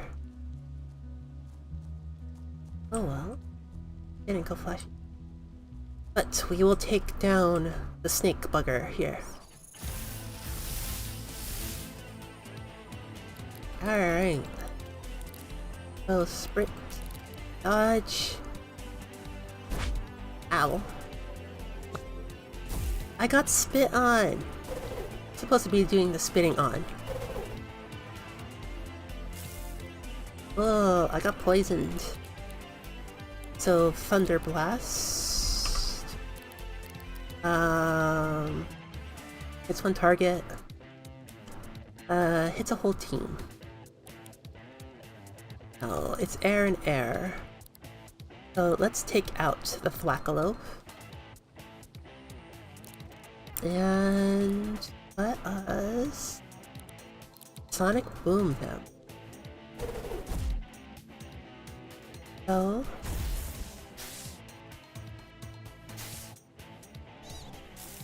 ran away. Uh-oh. Uh-oh. We win.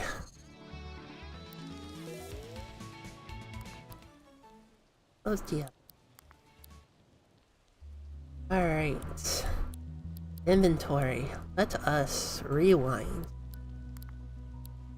Rewind. Alright. So, have more snakies here to deal with, and a hidden thing.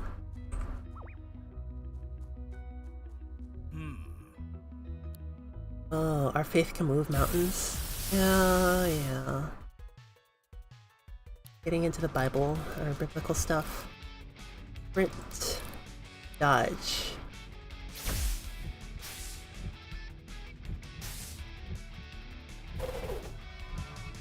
Alright. And it missed. Alright. Lightning Bolt. Let's take down the Flackalope first.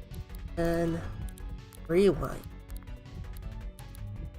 On Decibel.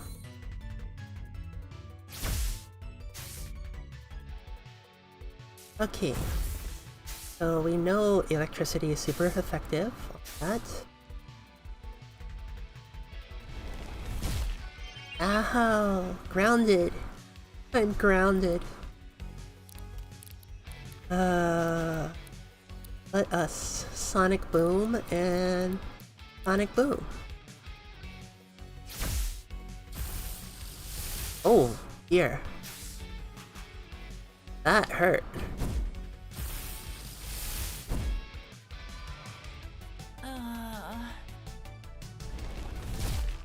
Oh, dear lord.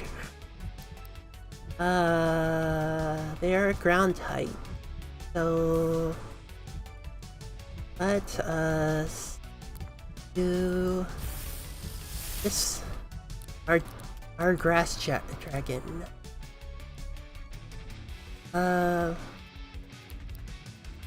Destroys walls. Hits one target multiple times. We are going to use a woodcutter. And oh, we have enough for Hurricane. So yikes.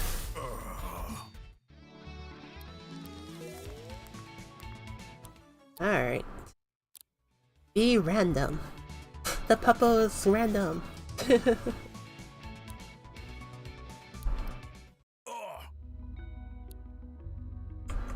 Alright, inventory. Respool on Wingloom.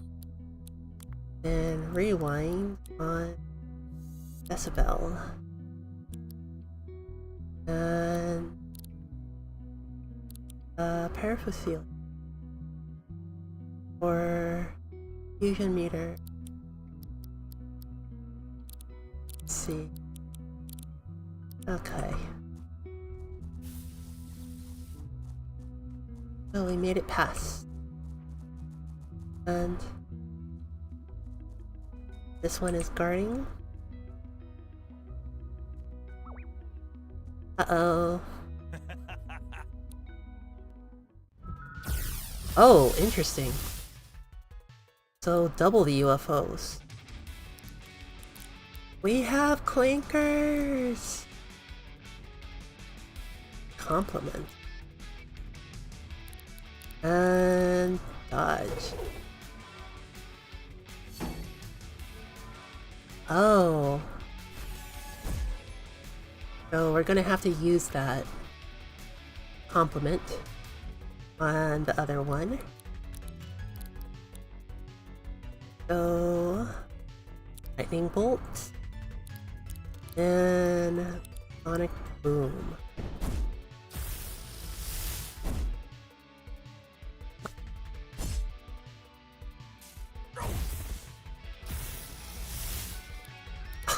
He has 2 UFOs.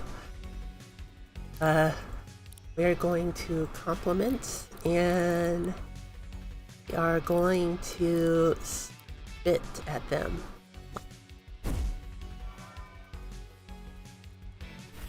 Oh. AP drain. There are some interesting elemental interactions in this game. Let's use lightning bolts and let's spit at that one. So that one is dead. And now we spit, and this one is dead.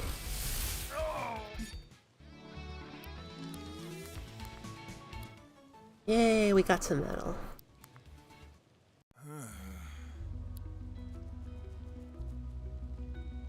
Alright. Rewind. Gotta be a better way.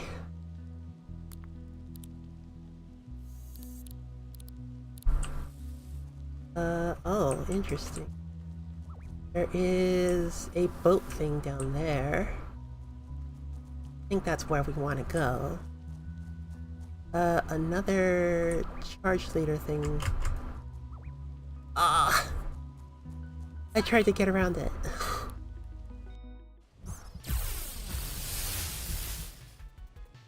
Oh, it's an earth type. Oh, bother. So earth types are generally very tanky.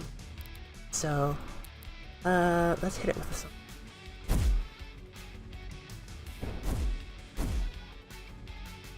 Complement.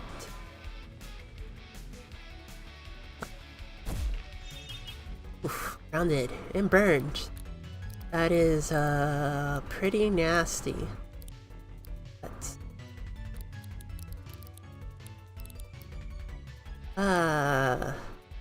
bit at the Flacolo. Uh-oh.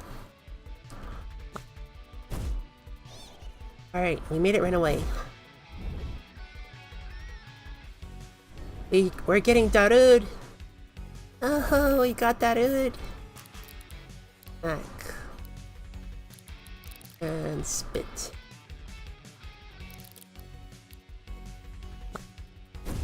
Alright, we're all done.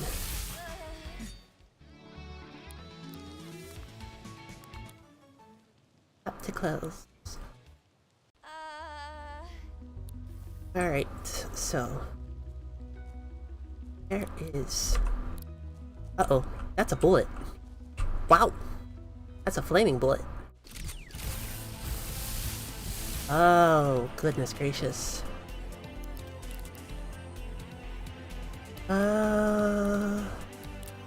Compliment. Latino and Sonic Boom them.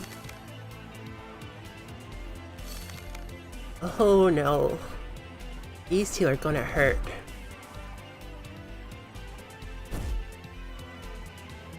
Never mind. They went down a little too fast.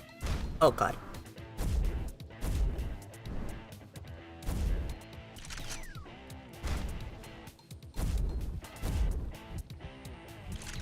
Oh my gosh. That was painful.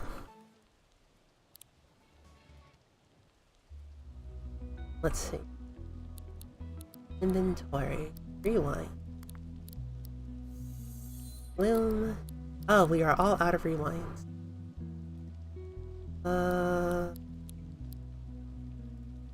Instantly fuse. Fusion meter. The AP. Moves coding step. H. Berserk. Resonance. Petrification. Stat cure. Cure all.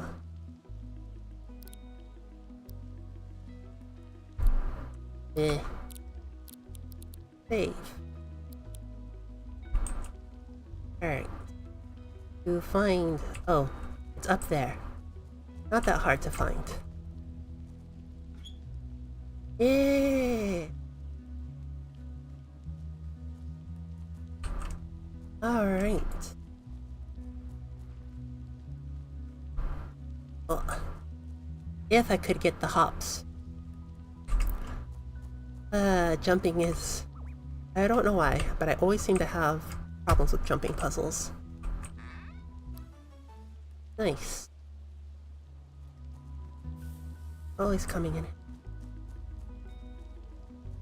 But having the puzzles this simple is... at times is nice to kind of turn off your brain. There's some hard puzzles in here though, don't get me wrong. So... yeah... careful on what you kind of want.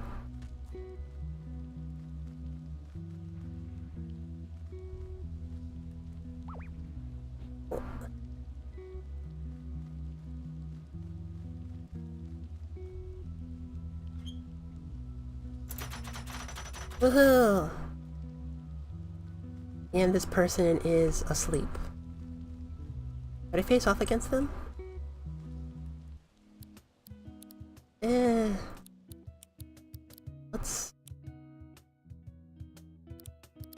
Let's do...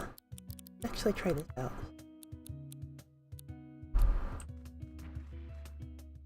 What is that? Oh. Scattershot. Later by defeating 5 Bulletinos. Oh, okay. So we're now taking out the bullets.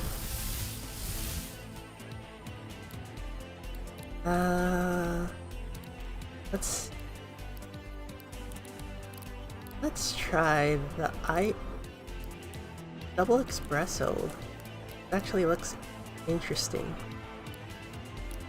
And let's use a hurricane.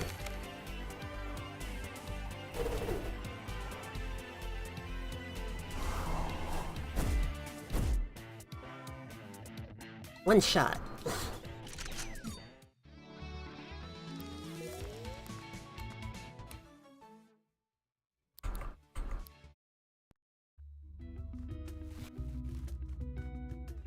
And more bullets.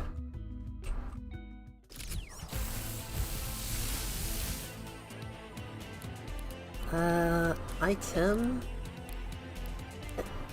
Use a chrome tape for the Bulletino and a sonic boom on them.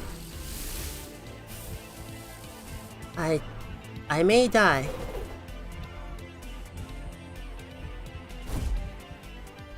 I do not know how to heal. Let's see.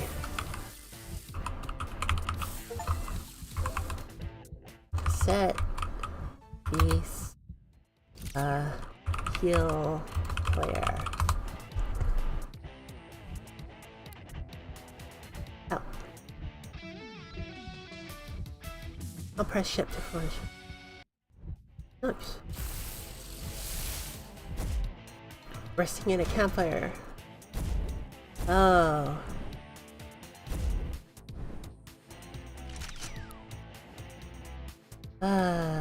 Stickers with healing.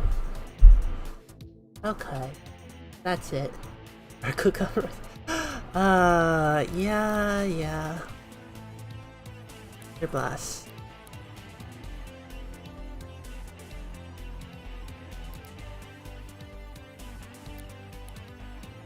And let's see.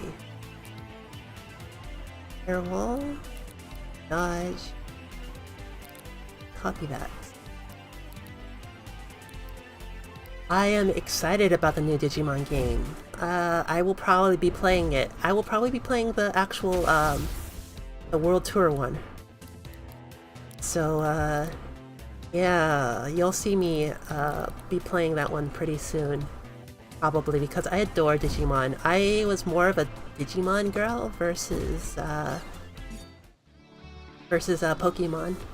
So, always got a lot of flack for that, though.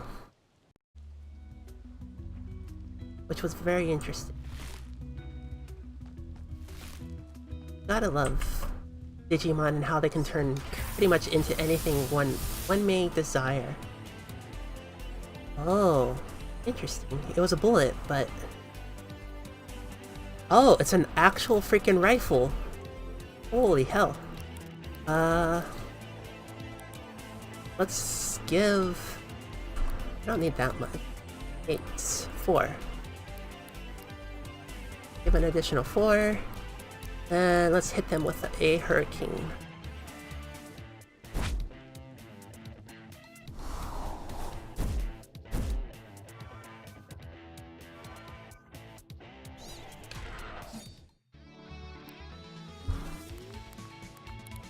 Oh goodness.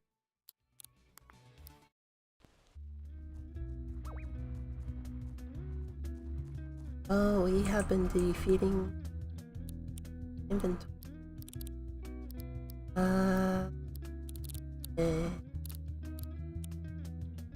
But we have not gotten where we needed to go. Whoa!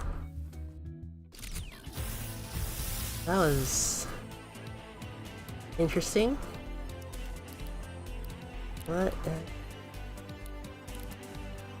Give a can of ice latte, so that should take it up to 5.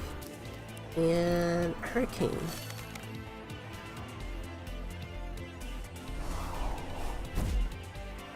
Nice! Melee attack down, range attack. Oh dear lord. Ow. Updraft at least. Mind meld. Characters share their abilities with their ally. Interesting. Let's hit you with a Thunder Blast. Actually, no. Let's hit you with a Lightning Blast. And Sonic Boom. And its AP is gonna go way up.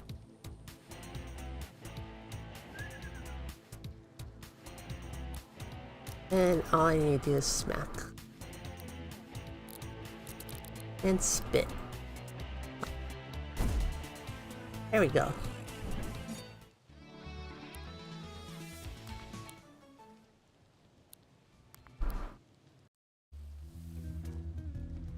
More bullets! More bullets! More dots! More dots!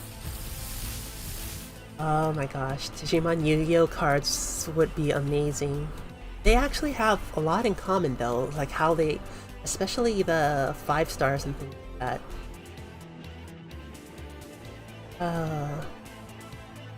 Yeah, I remember,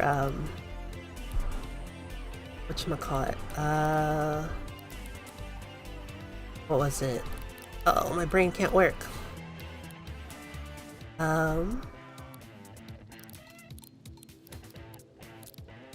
Like, I think it was 5Ds, the 5 Dragons one, the Speedway one of Synchro Summoning? Yes, that was it. And, basically from that one,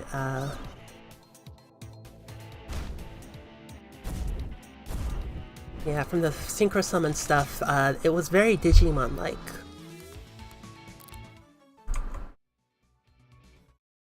Yeah, that was a lot of fun.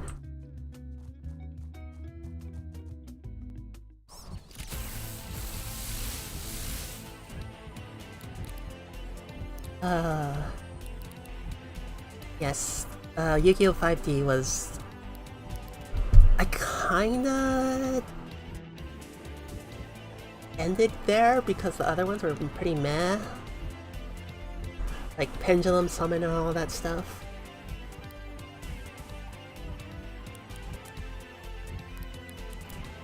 Pendulum Summon was so weird, and I still...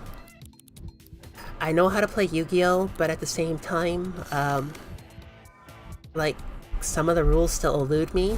Like, oh, you're gonna pendulum summon on this side, and then place these cards here, and it's very hard on my brain. And then now we have 4-way duels, so it's really bad. Oh yeah, no. I absolutely... Oh my gosh. The bullet just kind of traveled into outer space. But yeah, one turn, I think, at one time took me like half an hour or something like that. And I was not happy at all, because it was just so bad.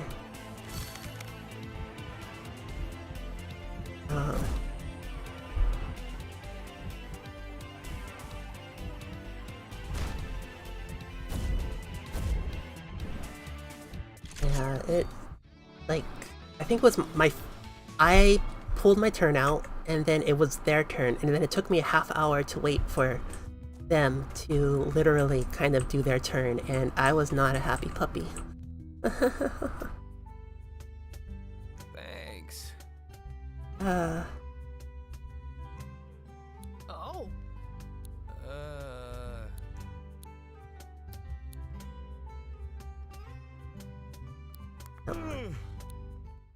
Let's see. Oh, we have a ranger captain. Okay.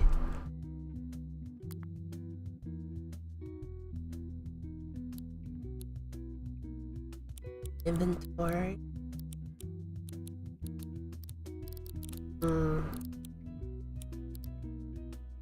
Have to get rid of Decibel. We'll swap tape.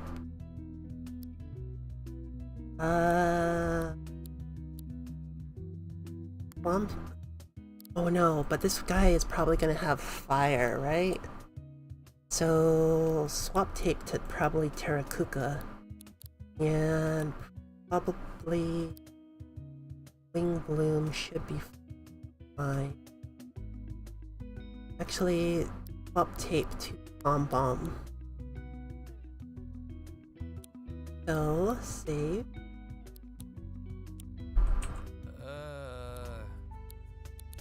Yes. Okay. Uh-oh.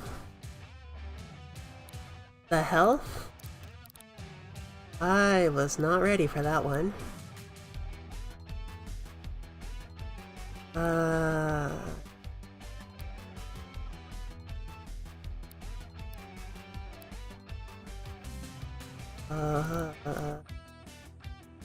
Yeah, people do take the game way too seriously though.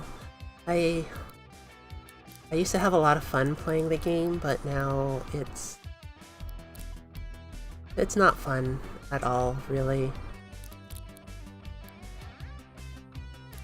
And because of that, it's I can't really play it too much anymore. So I know how to play it.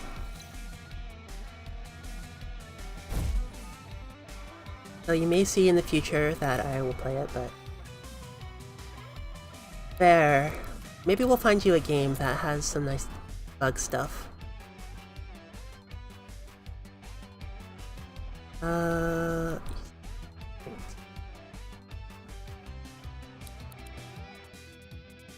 Let's try and incinerate that.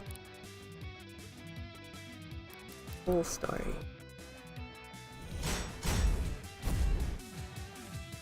Oh, I was intercepted.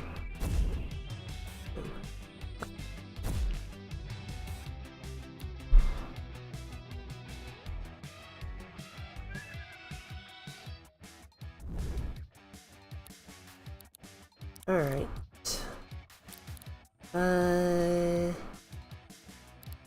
Zooming.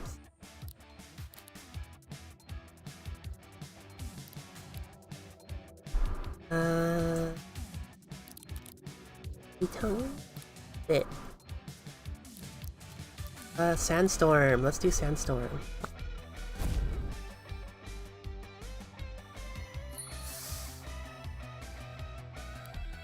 Locked on and cannot miss? Oh dear.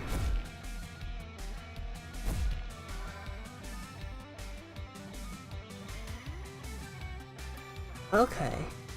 Yay!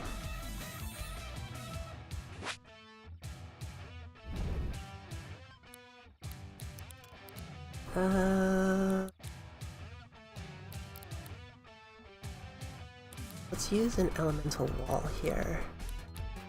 And another sandstorm.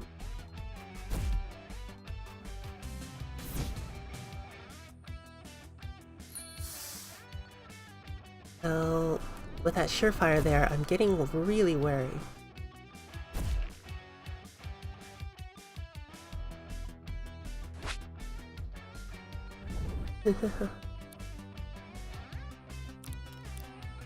And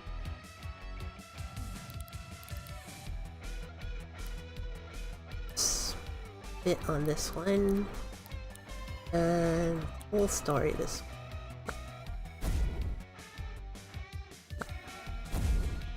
Hehe, couldn't do anything.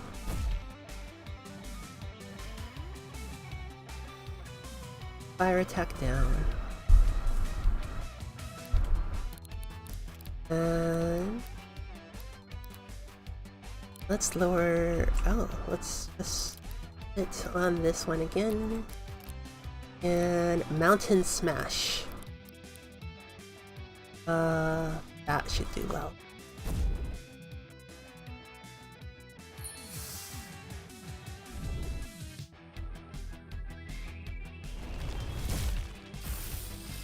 One down.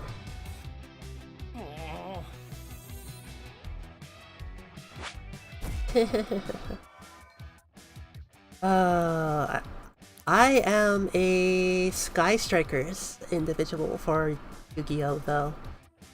Sky Strikers is a lot of fun, and when you're doing some pretty neat things,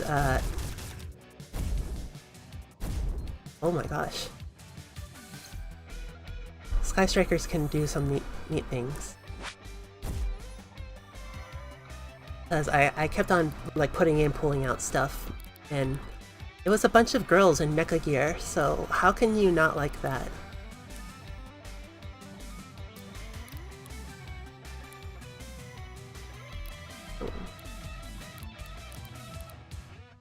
Full story.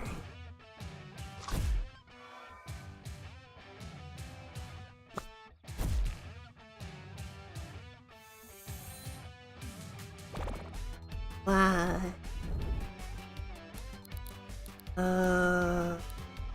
Let's switch. So I no longer have a fire one.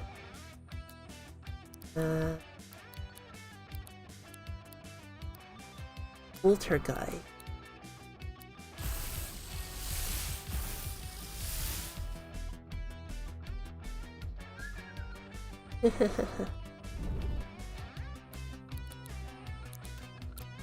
But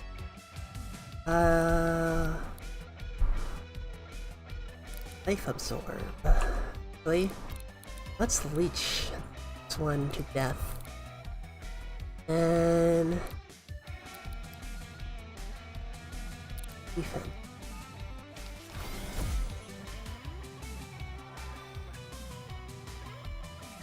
Leech.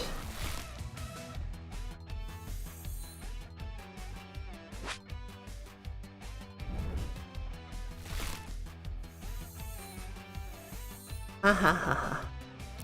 Now we heal. Right. More mortar. And shooting star. What we get so far. I do kind of miss the days of DD.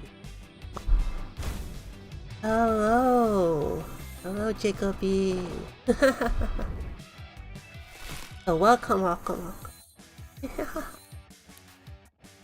So, we are playing games right now. Because games are good and games are fun. So today we did our drawing and so. Ah. Oh, Splinter. Oh my gosh. That multi-hit. Oh, hell.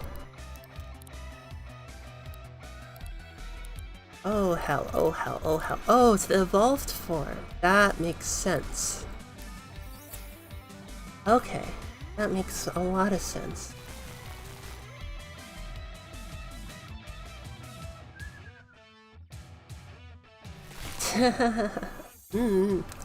Yeah, this is like if Pokemon had so many like more steps to it, like amazing steps to it, because it's really, really interesting. So I actually, if you ever get the chance, I actually highly suggest playing this because it's a lot of fun. So yeah, relinquished.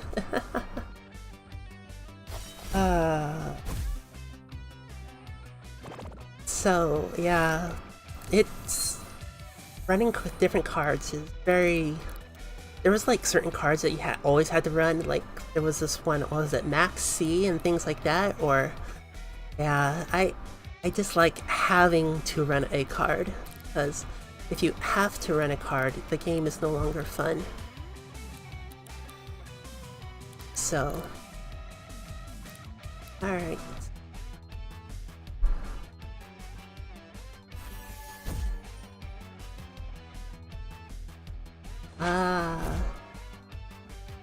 Yeah, it's...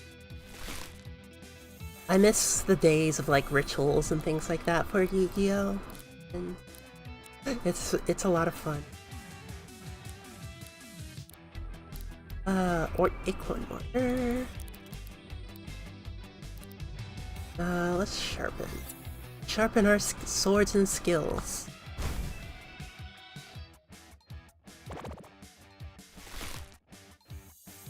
What is this? This is a story of swords and souls? When it's Soul Calibur?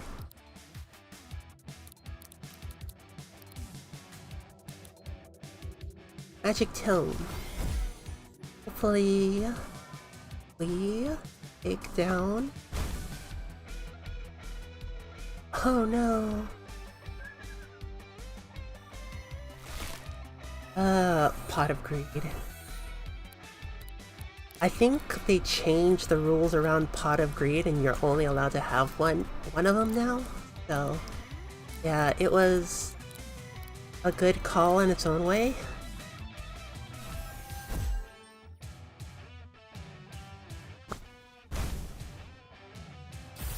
Yep, only one revive, one Pot of Greed, one Swords of Revealing Light, like that. Oh, what is it? Giant Tsunade, things like that. Swords of Revealing Light is still a good one.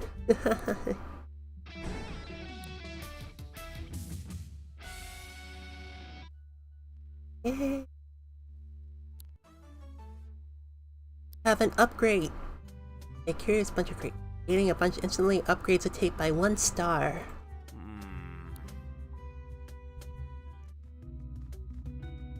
Oh, we have an upgrade. Is it related to an Updog? Because everyone wants to know what's Updog.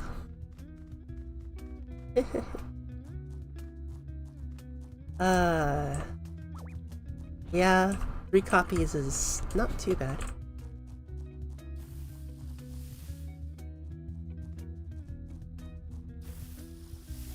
Oh. Interesting humans. Alright, we have made it to a campsite. Yes! Oh, thank the Lord.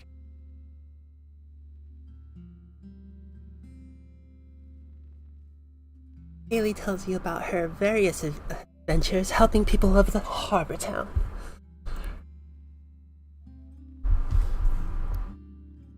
Pom Dog! Pom Pom! Remaster! We have a Spitfire now! He's so cute!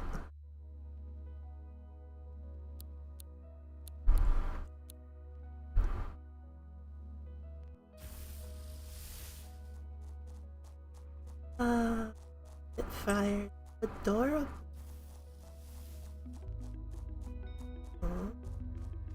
Lever. What does this lever do? Oh, we can get in. It's clobber time. So, did you see that that latest Fortnite release? It's the Fantastic Four skins. I can't believe they actually went with that marketing scheme.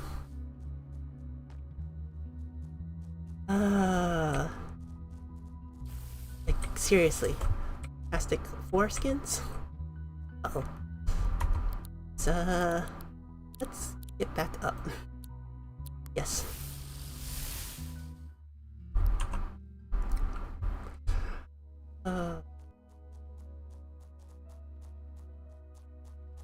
Wasn't there a wasn't there a rule that you can have like up to 100 cards per deck or something like that? I forget. I warned you.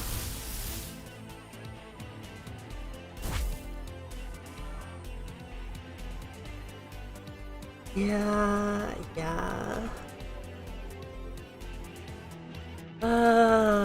There. I do enjoy the Marvel Rivals one.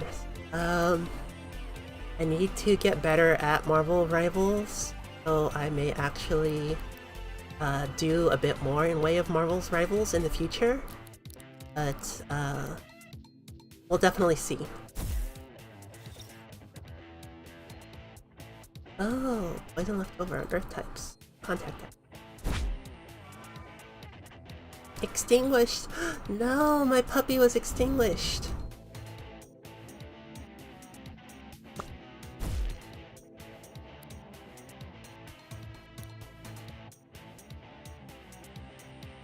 Oh!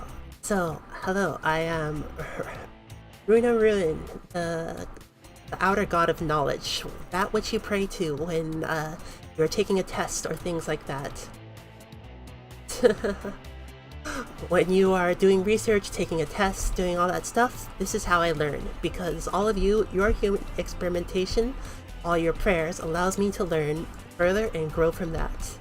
So, I have learned from a lot of your failures and have seen a lot of your growth. So, I am very excited to see the future of you humans.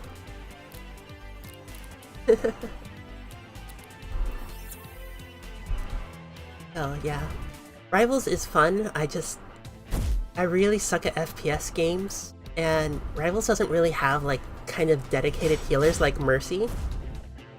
So I used to play Overwatch a long time ago, but yeah, no, it's I have racked up my time over the years.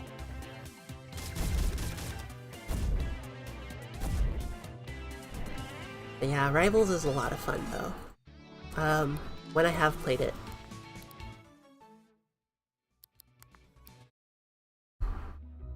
You actually have to play it. Ah, true. Yeah, I'm actually going to be playing though Borderlands, or Borderlands 4 come next week. Friday, which is a mix of RPG and gunslinging elements. That's one of the few ones that I'm actually good at. Like, actually pretty decent at. So, I am super duper excited. And so you'll be seeing me play, especially with others. So I know we have some people that have said okay to whatchamacallit, a collab. So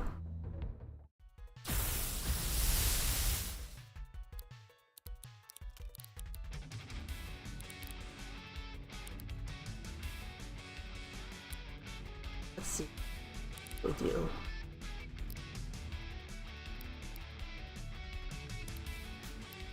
But yes. I 3 was not the greatest, honestly.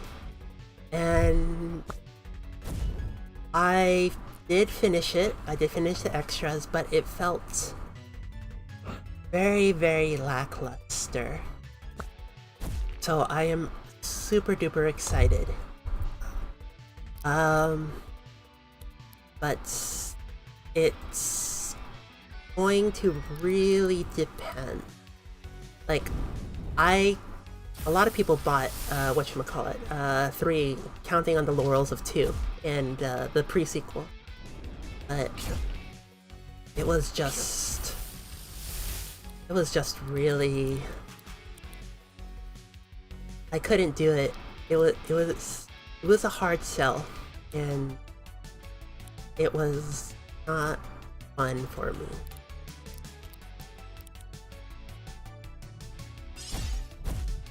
I have played Persona. I am actually an old school Shin Megami Tensei player. So I have played all the way back to Persona 1. I have played Shin Megami Tensei 1. I have played Shin Megami Tensei 2, which is Innocence. I have Eternal Punishment and Innocent Sin. So different points of view. What else? I have played Persona 3 and Persona 3 Fez. Well, Persona 3 Fez and then the Persona 3 After Story, which is now, they're both rolled into one on Steam, which is really nice. So, I have played Persona 4. I have played Persona Dancing All Night. Oh, one of my favorite games is Shin Megami Tensei 3. I used to spend hours in that, which is horrible in its own way as well. Let's just say SMT3 was I have played Metaphor, but I have not beaten Metaphor yet. I started it, so I need to actually beat Metaphor. So let's switch out. Yeah. It's part of the whole series of things, so it's very, very enjoyable. I played SMT4, though I don't think they're going to re-release it because it was a DS game, and they tried to go backwards. SMT5 I may actually play, so I enjoy SMT5 a lot. So we'll see. The future holds a lot in store. So it's super exciting. I'm super excited. So I'm thankful all of you are along for the ride. So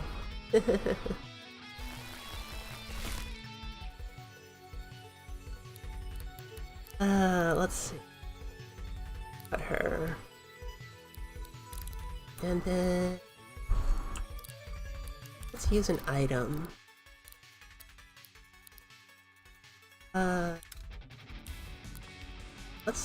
Let's try this one. But yeah, I love a lot of RPG type games because they are just so all over the place.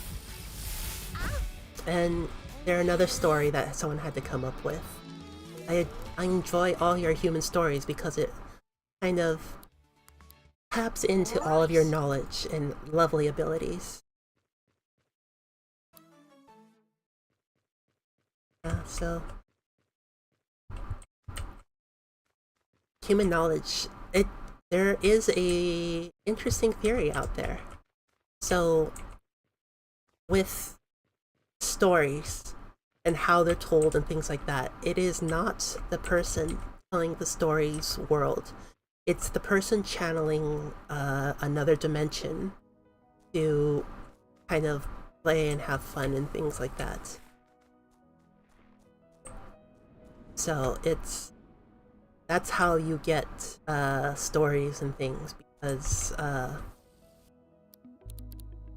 Oh, Opti. Isabel.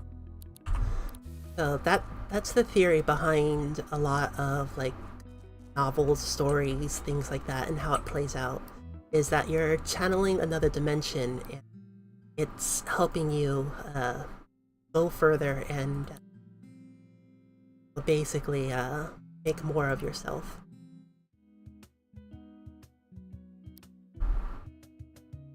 What?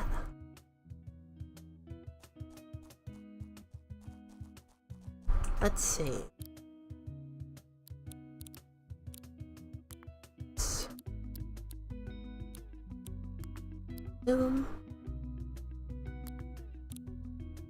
Isabella.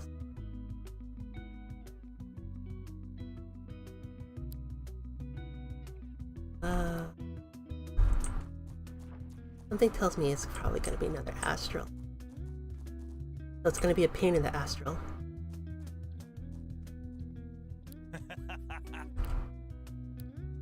Just in time.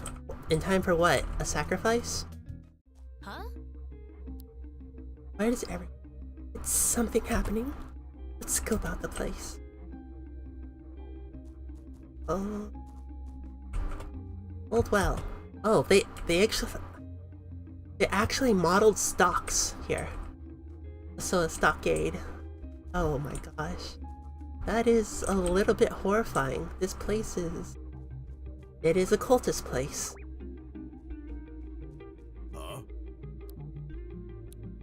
Deserter!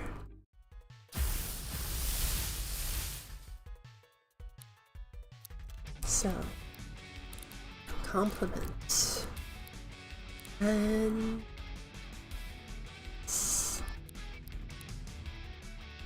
Sonic Boom.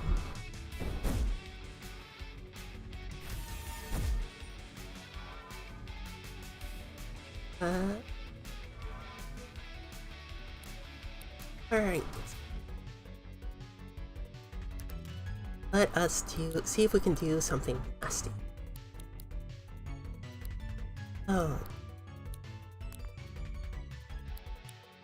I don't think that's enough. So, double espresso on. Have her fight. Oh my gosh. Oh, full 10. Bit. Oh my gosh. Yeah, it's all gonna be astral here. Headshot. Holy hell.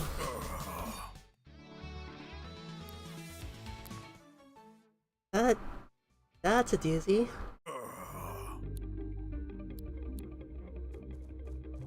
Oh my gosh. That was a nasty Flying saucer will emerge from its shell if given the ability to close to its...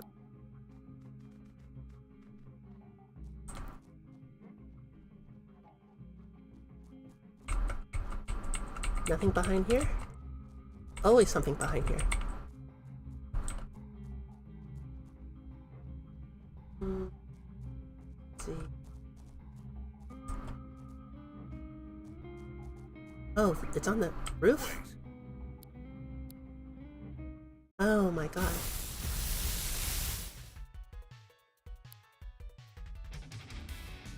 So, Vent that one, and Sonic Boom that one.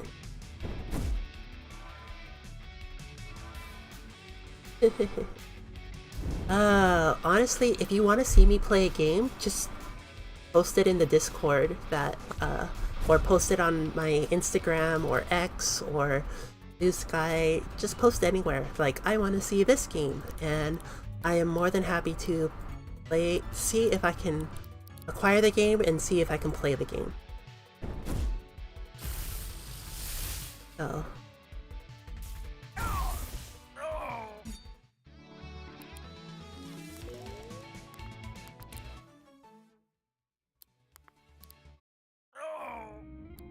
You won't stop us!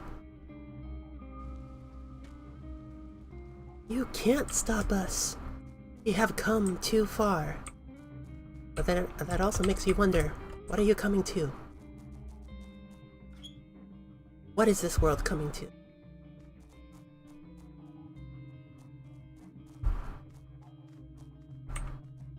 Hehehe, walk behind. Up we go.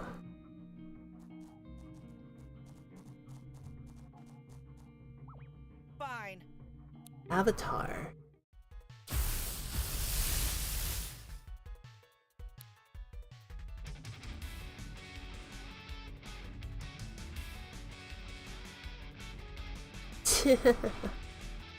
True.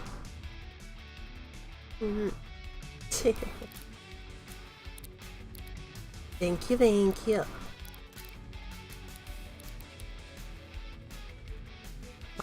A lot of what I do is for fun and teaching and things like that. So I enjoy teaching a lot. So if you ever have anything you really want to learn, I am happy to teach. Even if I may not know it all, we can learn it together. So that's my big thing, is making sure all of you are happy, healthy, and whole. Because people are never just kind of sitting there by themselves. So you have to kind of all learn together, grow together, stuff like that.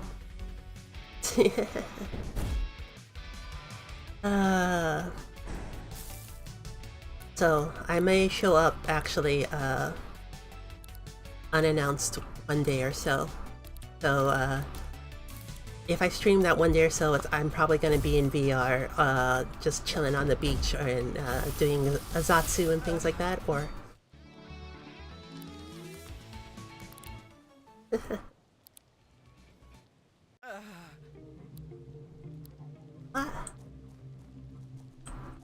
where the leaf placement looks like I bludgeoned his head and basically took him down.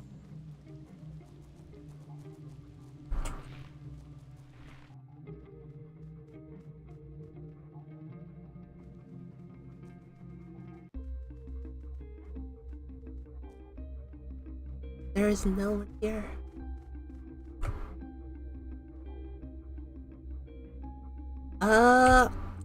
It's... So, I actually got out of console gaming myself. So, I would advise PC gaming, because if you really want something on a console, everything that comes out on Xbox will for sure always come out on PC. Everything that comes out on PlayStation has about basically 2-3 year delay, but it will come out on PC. Nintendo is the only console that is stingy, but Nintendo has, yes, except Bloodborne, but I remember there's a huge bunch of like horrible case stuff involved with that. So they were trying to get it out on PC, but I believe they got exclusivity contracts and things. So they are being pretty much just stubborn butts. So that's their whole thing. Hello. What? But yeah, I did play. Oh, I do have a PS3 and 4. But honestly, yeah, it's not worth. Yeah, welcome, Bran. And yeah, Sony is just really just pretty much being a giant butt at this point in time.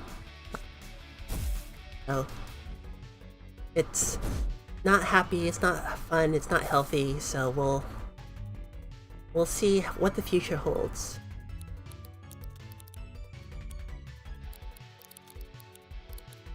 But I am excited and looking forward to... Whoa! Lightning bolt. Get down. Yeah. Fun stuff, fun stuff.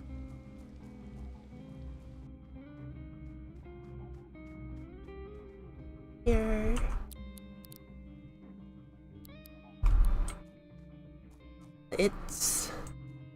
I do always advise freedom of games, and I'm very happy with freedom of game, but yes, Cassette Beast has an amazing OST.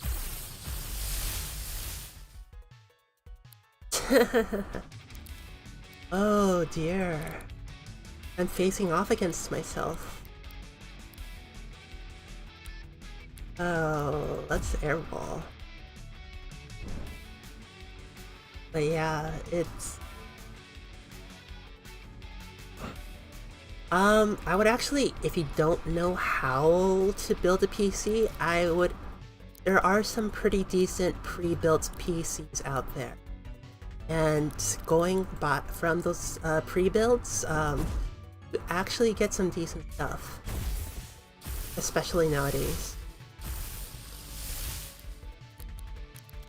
So definitely look into a pre-build and don't be afraid of it because it's actually worth it. I know things like Costco have done amazing pre-builds. So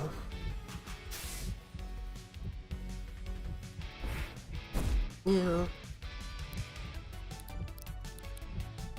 yeah, depending on where you're at in the world, it's questionable what's gonna happen to you. So we'll definitely see. Mm-hmm.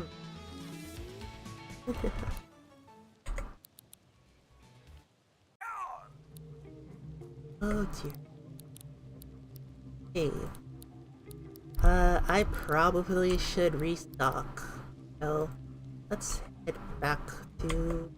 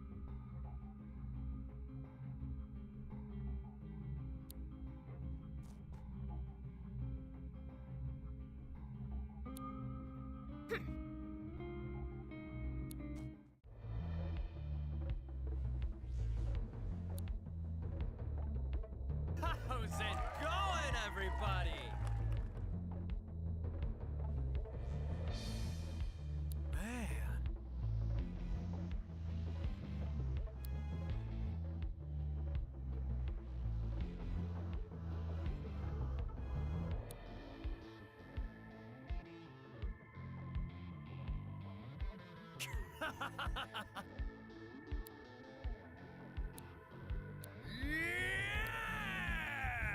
The Serpent God awaits us, baby!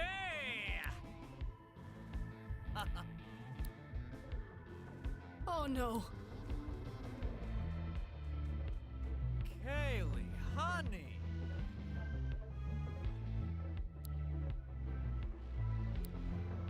Sorry.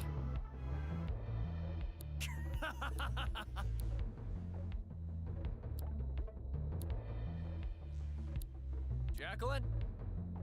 Yes. See ya! Ugh.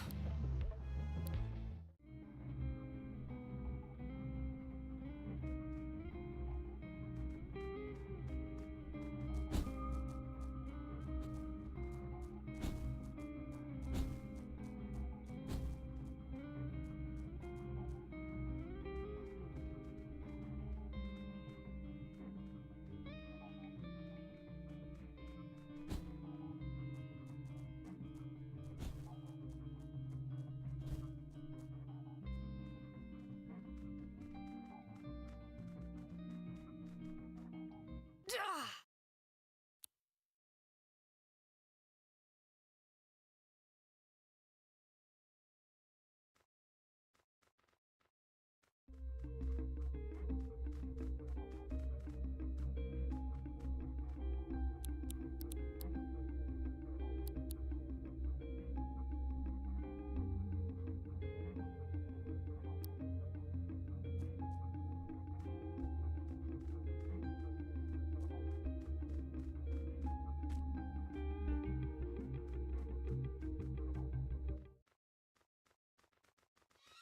Yeah!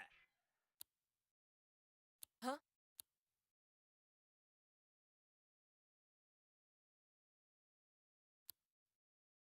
Ugh.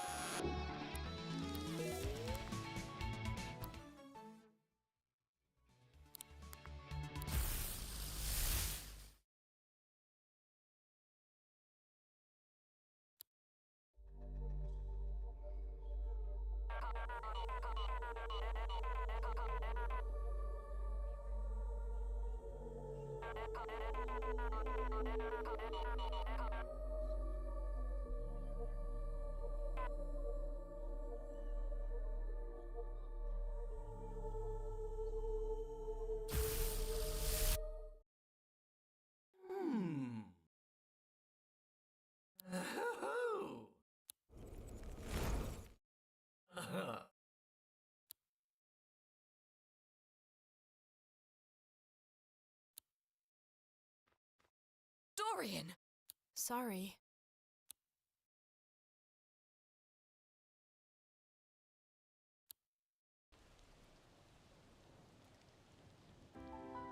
Ugh.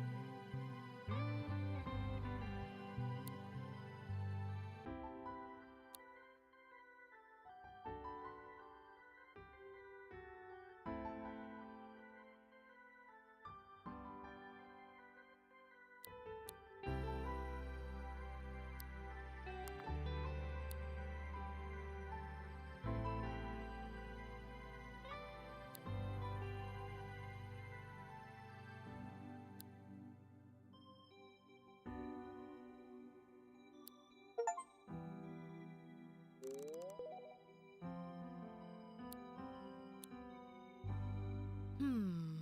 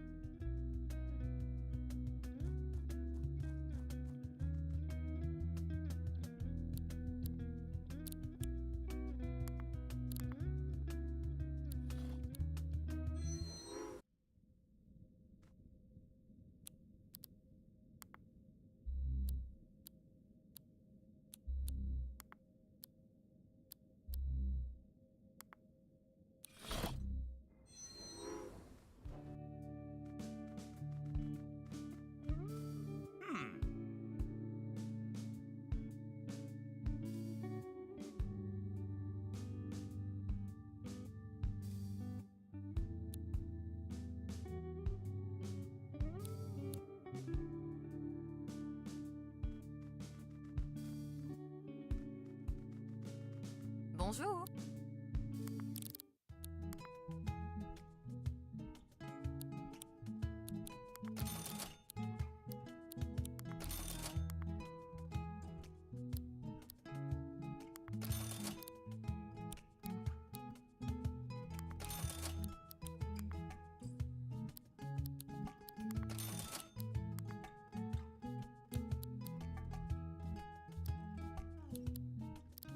Au revoir.